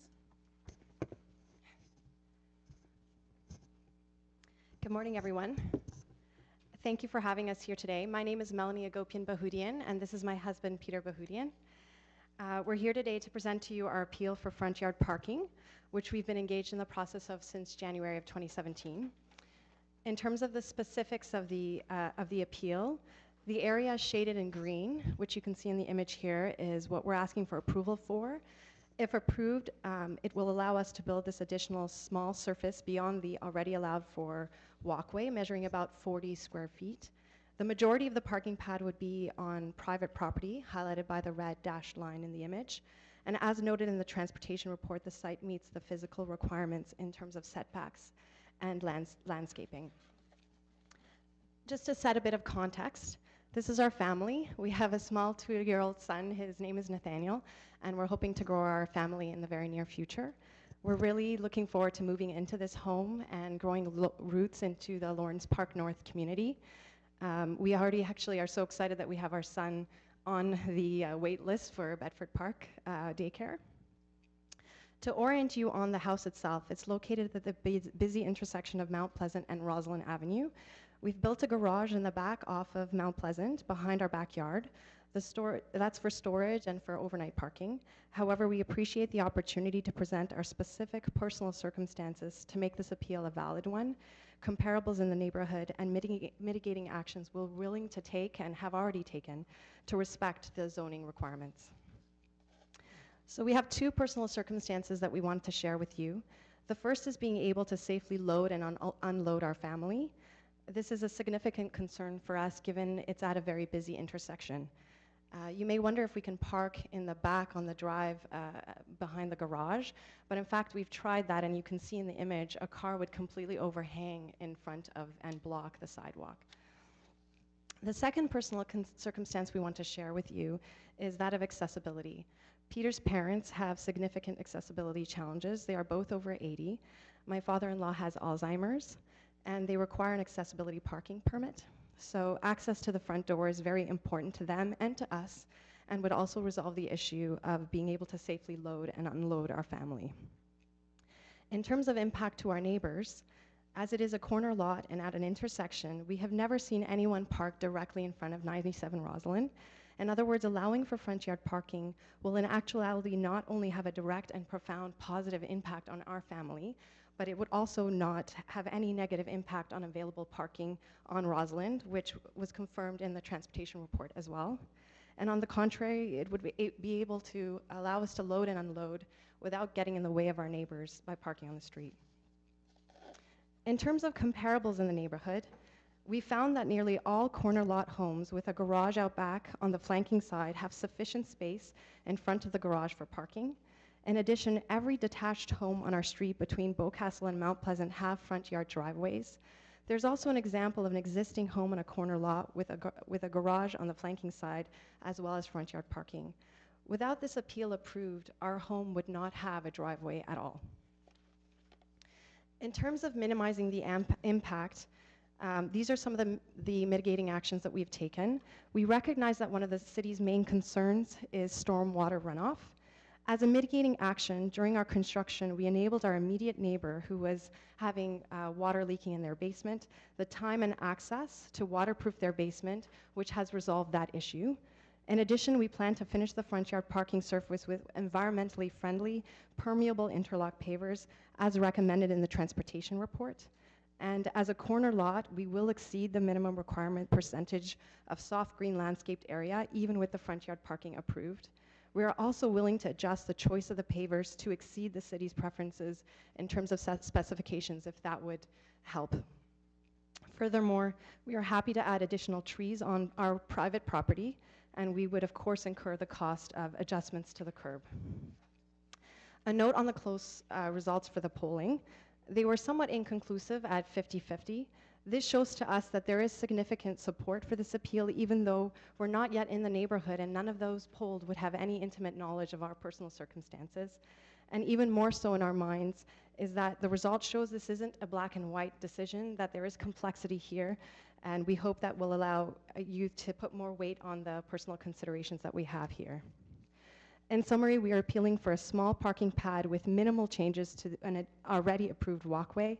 We have two specific personal circumstances to make this appeal. We're only asking for what comparable homes on Roslyn already have in terms of a driveway, and we have taken measures to minimize the impact and are willing to take additional steps. We're sincerely very thankful for the opportunity to have this conversation with you, and we hope that this shows our family's particular circumstances to make this an acceptable approval. Thank you very much. Are there going to be other speakers? My mother-in-law did want to speak just to I'm reaffirm. just grouping them all together. Sure, it's just my mother-in-law who's here. Okay. Good morning.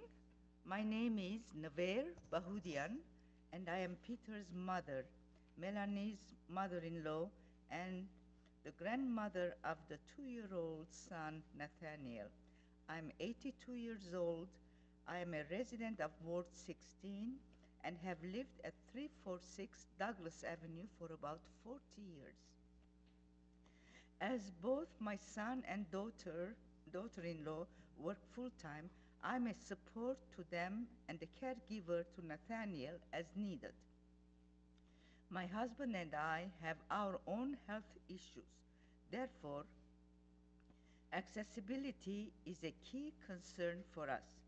This is why I wish to speak to you today about the impact denying this appeal request would have on my well-being and in being able to provide care and support to my family.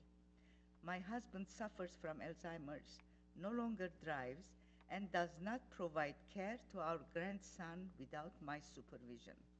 I have the responsibility of driving us wherever we go without a driveway by the front entrance of their new home for us to be able to park. We would be required to find parking somewhere along the street and then walk the added distance to their home. This is especially challenging given the traffic in the area and will be even more so during the winter months. I recognize that this property will have a garage in the back. However, that garage serves no purpose in providing a driveway parking space near the front entrance for someone with accessibility needs such as mine.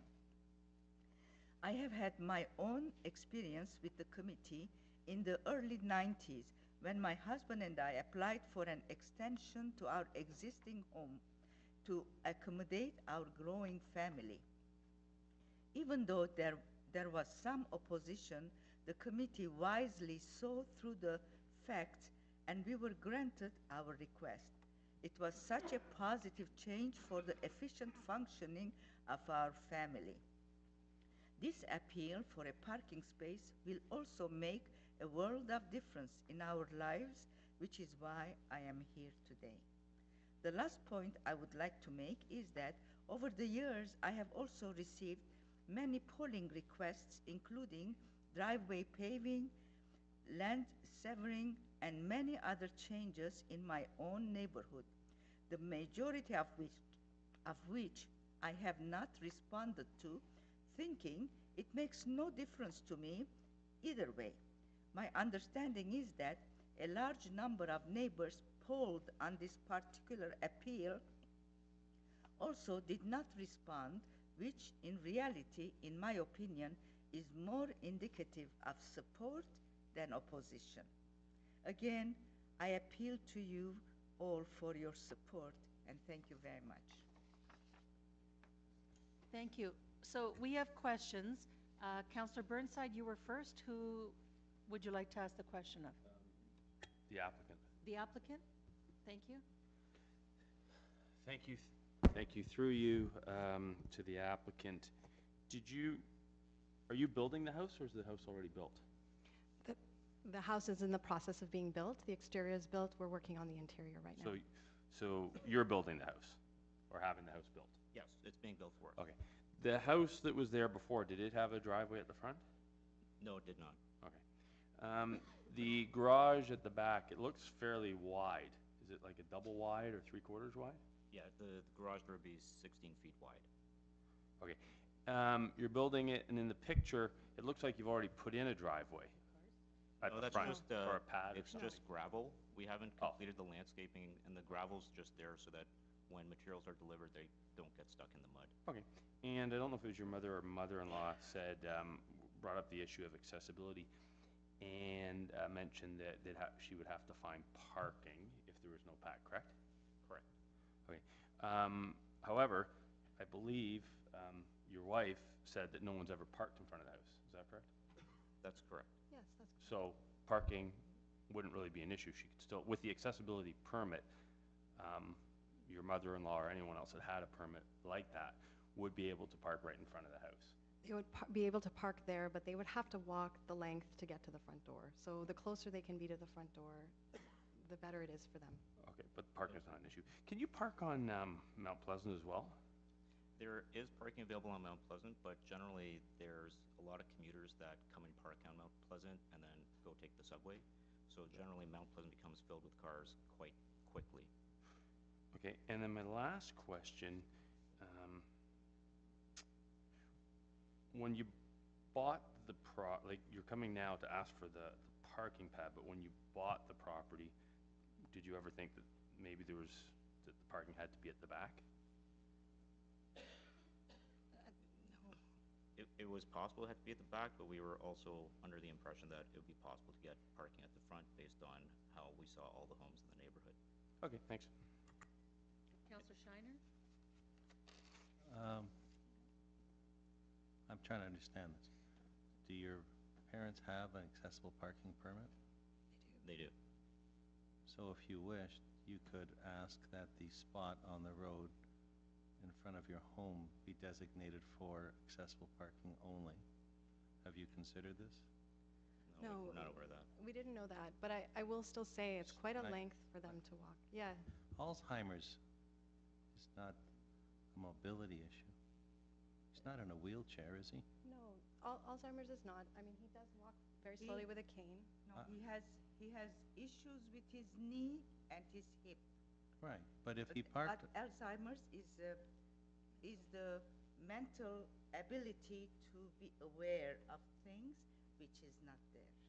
I And the understand. other corner parking, the house is such that that corner is so short, and I have stopped there while the house is being built, and the cars that come and want to make a turn, I have always felt they're just running into me. It is so short to Mount Pleasant, and loading, unloading is really an issue there. Actually, if I can just add one comment about the actual street space in front of the house. There was an instance where, again, they were stopped in front of the house, again, just to visit, observe the status of our construction. And someone who drove by, I don't know if they live in the neighborhood or if they were just passing through, they did slow down next to them, roll down their window, and basically comment to them, do you think stopping your car basically in front of the intersection is the best place to park? So from that perspective, it gave us the impression that parking your car there would not be well liked by the neighborhood. right, but if the city's transportation division approves the designation of the spot as an accessible space and it's so signed, that would resolve that issue, would it not? It would not, without people saying they don't like it? In complete honesty, we didn't realize that was an option, but just to be more efficient and get ourselves completely off the road, we have space there to be able to have a driveway. So we feel like But that would benefit there was our no neighborhood. garage with the previous house, was there? No, there wasn't. There was not, no. And you've built a double-car garage in the back? Correct. Yes. So you have the parking spaces that weren't there. And this lot is very close to the corner, which is staff's concern with the driveway. You'd be, literally, your driveway would come out to almost where the white line is on the road. That's the stopping line for the cars. But designating that as an accessibility spot would also be concerning because it's so close to, like the closer we could get the loading, unloading to the front door, the less likely there'll be any danger at that stop sign or any interruption with neighbors. That's Thank you. the way we All see. right. That's it for the questions. Thank you so much. You may be seated. Speakers?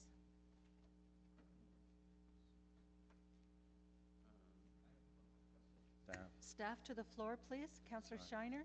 Who from transportation has visited the site? Through you, Madam Chair, could you please repeat the question, Councillor? Sure. Who's been to the site that knows the site? I drive by it, but I want to know who's reviewed this. Can you answer that? It would be staff from our off-street parking unit. So I can only see the pictures in front of us, but I know the site. Is there room in front of the house to put in or either at the side on Mount Pleasant or on the front of the house, to put in a designated handicap spot? Through you, Madam Chair, staff haven't looked at that. We haven't been asked to look at that. Just judging from the pictures that we're looking at, it looks like if a space was designated, it wouldn't be directly in front of the house. It might be a little further down the street. Okay, so what's the issue with putting a driveway in the front of the house? Is that too close to the corner? Judging from the photographs, because I haven't been to the site myself, Madam Chair, it looks like it is too close to the intersection. If you're reversing out, someone would be potentially turning off Mount Pleasant and could collide with the vehicle reversing out. So how far back do you look, or what's the distance spacing that you recommend that driveways be from the corner? Through you, Madam Chair, it really does depend on the intersection. So in this case, Mount Pleasant is a fairly large, busy road, and we would expect the driveway to be back maybe 10, 15 meters at least. And this proposed driveway is how far from the intersection? Well, it's at the end of the curb radius, which is normally about 9 meters. So it's right where the road starts to curve? Yes. Do you consider it a safe location for a driveway? I don't. Through you, Madam Chair, I don't consider it a safe location, no. Why? Because it's too close to Mount Pleasant. And what could happen if someone's backing out of the driveway? As I mentioned earlier, Madam Chair, if someone's turning off Mount Pleasant and someone is reversing out of the driveway, there's a high potential for a collision. Thank you. Are there any other questions of staff?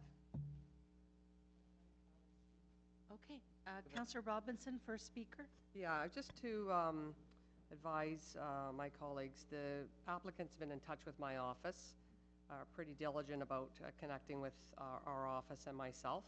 And so I was going to move the alternate recommendations in the staff report, which the applicant referred to, which were permeable pavers. And I think most councillors are very familiar with those alternate recommendations. So I would like to move those on behalf of the resident. Are there any other speakers? Councillor Shiner? And with due respect to my colleague, because I haven't spoken to her, I would like to move a deferral, ask transportation to staff to visit the site to see if an accessible parking spot could be located within safe distance of the front door, and then come back and see if that's acceptable to the councillor and or the applicant. Councillor Burnside? I'm going to actually vote against just to make a point, vote against the referral, simply because the resident in her presentation said that no car is ever parked in front of that house. So with the accessible permit, you can, without having to fight anyone else for that spot, the resident could park in front of their house. Councillor Pasternak? Yeah, I won't be supporting a deferral, nor will I be supporting the application itself. There's clearly a garage at the back. There's an opportunity to park in front. I'm not sure whether city staff have given this family all the options that are available to them. Clearly, a designated handicap spot with the two little holes that come up are an option. There's health challenges in our family. You have to use what rules are in place. The undertone of the presentation was that a real estate agent said that, yeah, there's no parking pad, but you can go to community council and get an exemption. These real estate agents have to stop telling prospective buyers that you can come here and get the rules changed. These parking pads invariably lead to basement flooding and problems with neighbors, and it creates more problems than it solves. But I think there are many options for this family that they don't seem aware of, and I think it's the duty of staff and the owners to seek those out and to use them. Thank you. So we have the motion. Madam Chair, I just also would say I'm not going to support the deferral because the applicants come here in hopes of a parking So pad. we have the deferral Not that I'm before against us. the accessible parking, I want to be clear about that, but that's what they've come for, so I'm not going to support the deferral motion. So we're voting on the deferral first. All in favor of deferral? And opposed? The balance, so it loses. Then you have Councillor Robinson's motion. All in favor of Councillor Robinson's motion? 1, 2. And the balance, so it does not pass. And do we have another motion on the floor? Staff recommendation moved by Councillor Shiner. All in favor of staff recommendation? Opposed? It carries. Thank you. Item 35. We have 2 speakers. Is there anyone else other than the 2 speakers? Would you come forward, please? So this is refusal of a sidewalk boulevard vending permit application. Yeah. Go ahead, please. Sorry, who is the second I'm sorry? speaker? You mentioned there are 2 speakers? Because as far as I know, it's only me, but... regarding the same... Okay, yes, so I'm here actually on behalf of my father, Syed Ahmed Mirja Ali. My name is Dawood Mirja Ali, and he's the applicant. asking for the reason for the refusal because no reason was given. And then basically subsequent to that, obviously I'm asking for the time given, basic postponing of the discussion so that we have time to digest and come up with it. Just that. So I don't know if there's any question. Okay, thank you. The next speaker, go ahead, please. Good morning. My name is Ashish Arora. I'm one of the owners of Aroma Espresso Bar, which is right on the 8 Parkham Avenue. And I oppose this because it's right in front of my store and also right in front of the patio where I do maximum business in summers. And moreover, when we took over this location, we saw the Young and Park Home, the beauty of Young and Park Home, and the city plan to make it more improved.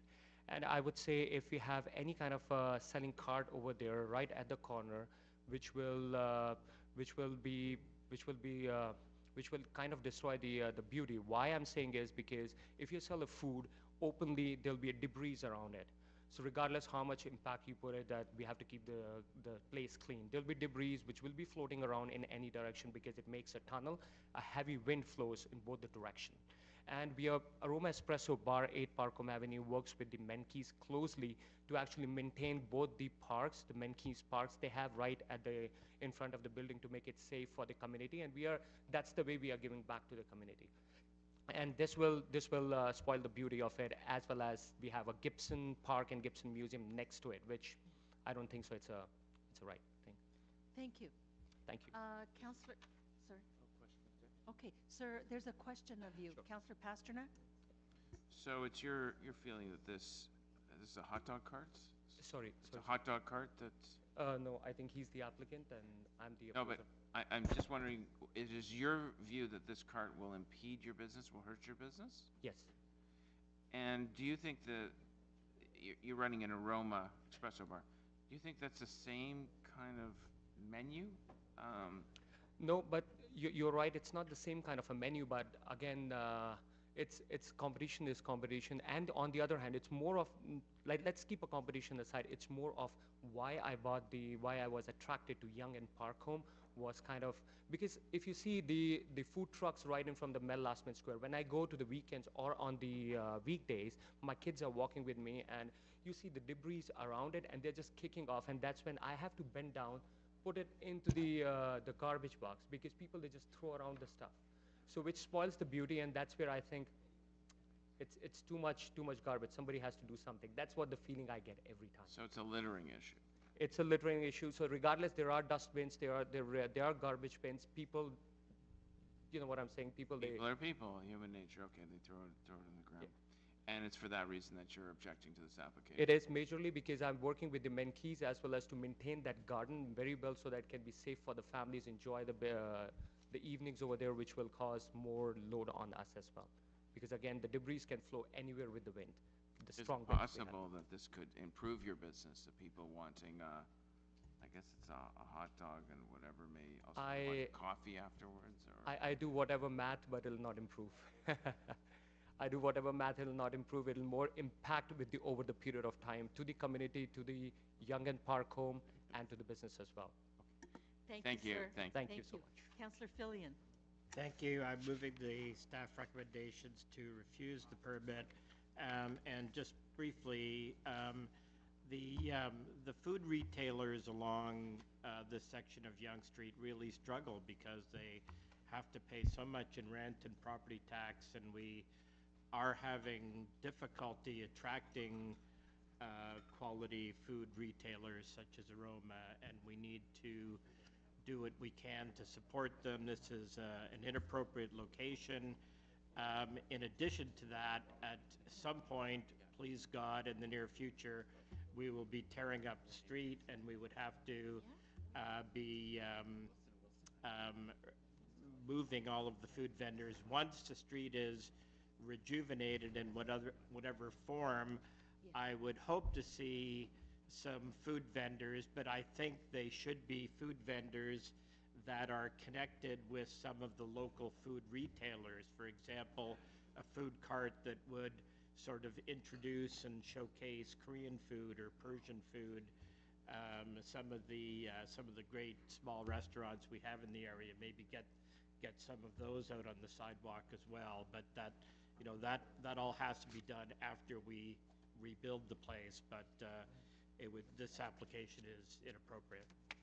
Thank you. All in favor? Opposed? Carried. Madam Speaker, Madam Chair. So item number 37,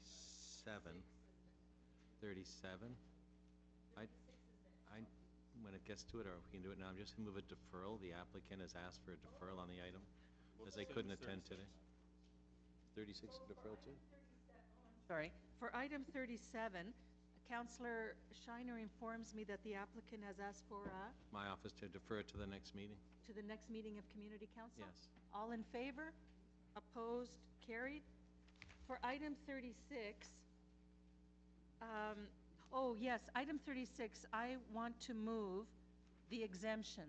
And this is for medical reasons, which I cannot, I'm sorry? Item 36. Yeah. Yes, 98 Regent Road. Yes, moving item 2. I had a chance to speak to some of you, but not all. It's for medical reasons only that I'm doing this. Is that okay? No, they're too sick. All in favor? Opposed? Carried. Item 38.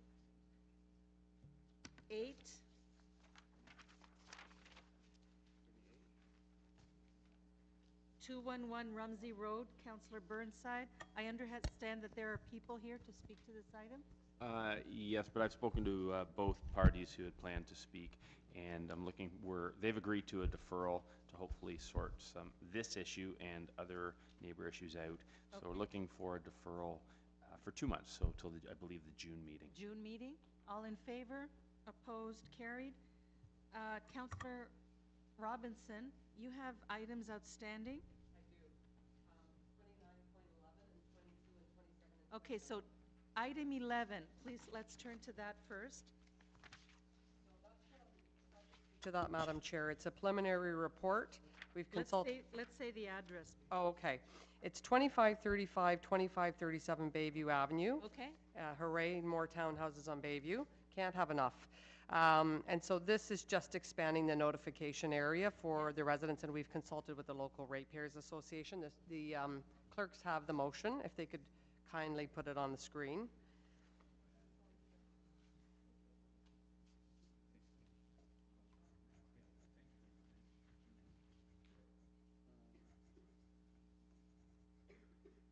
So there it is. It's this area bounded by Glen Ridge Avenue, Valley Ridge to the west, Bayview Ridge, Winfield Park, and York Mills Road. So it's a reasonable expansion, but not over the top. And I would move that, Madam Chair. All in favor? Opposed? Carried.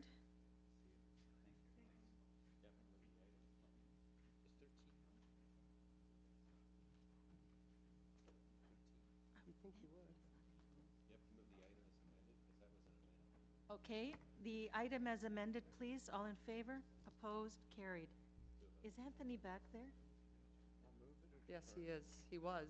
Okay, so Councillor, let's get rid of some of the... Can I do 22 and 27 and 29? Okay, item 22, please. So I just moved staff recommendations on... We just have to read out the... Oh, I'm sorry. It's parking prohibitions on Riverview Drive. Staff have done a full analysis of this, and this is their... So you're moving staff recommendations, Councillor? Exactly. I'd All like right. to move staff recommendations. All in favor? Opposed? Carried. Your next item? Item 29.27, Fire Routes 2350 Bayview. That's We done. did it. And then that's done, and is 29 done? Yes. These are, okay, so that's done. So then I hang had on. 2 walk-ons. Go ahead. So those items are now labeled NY 29.44 and 45. Okay, so 44 is the speed limit reduction on Brookfield Road, Plimbridge Crescent, Plimbridge Road, and Donino Avenue. Correct. And again, consultation with the local ratepayers association and residents have taken place and discussed at an annual general meeting, and this is their request. which I think is And- reasonable.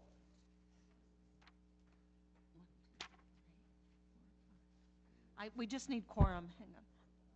1, 2, 3, 4, 5, 6, we have, okay. So, transportation staff? Regarding this item?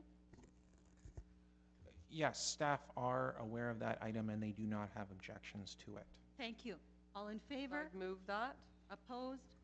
Carried. So item 44 is dealt with. Item 45 is next. Could someone call Councillor Peruzza to come back in the room? 45, please. So I'd like to move this item as well. 29.45, speed reduction, speed limit reduction on Glengowan Road. If I could move that, Madam Speaker. All in favor? Opposed? Carried. And that's all my items.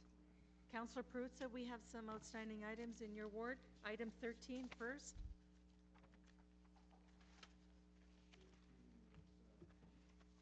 Parking prohibition on Petrolia Road. Unless you have amendments. No, I'm good with that. All right. I'm good with Item that. 13 is moved. All in favor? Opposed? Yeah. Carried. And item, I think, 30? Yeah, I wanted to, I'm so glad you haven't dealt with that yet.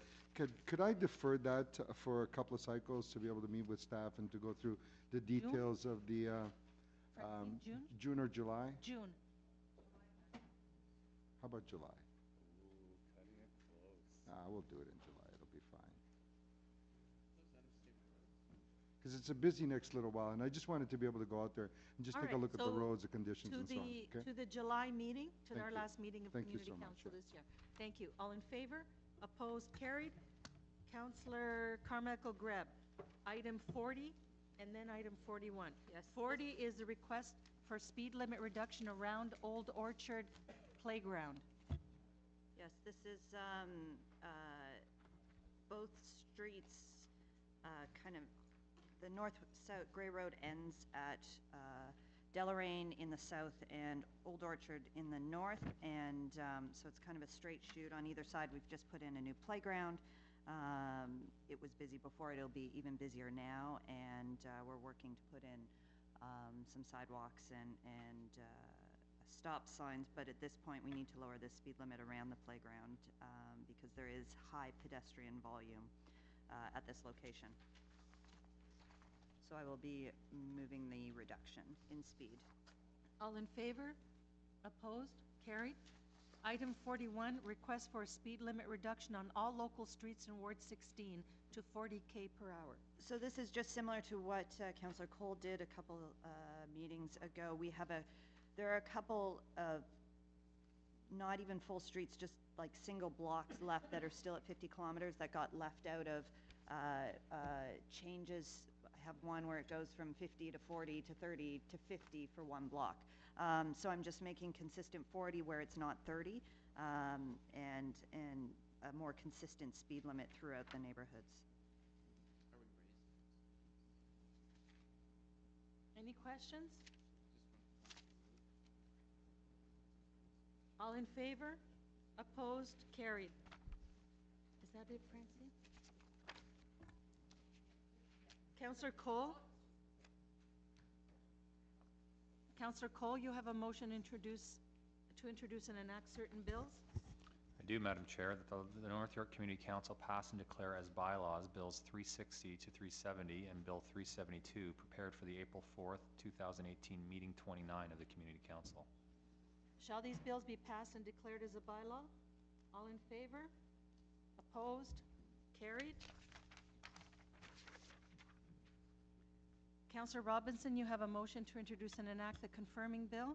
Thank you, Madam Speaker, that the North York Community Council pass and declare as a bylaw a confirmatory bill to confirm the legislative proceedings of the North York Community Council acting under delegated authority at meeting 29 on April 4th, 2018. Shall this bill be passed and declared as a bylaw? All in favor? Opposed? Carried.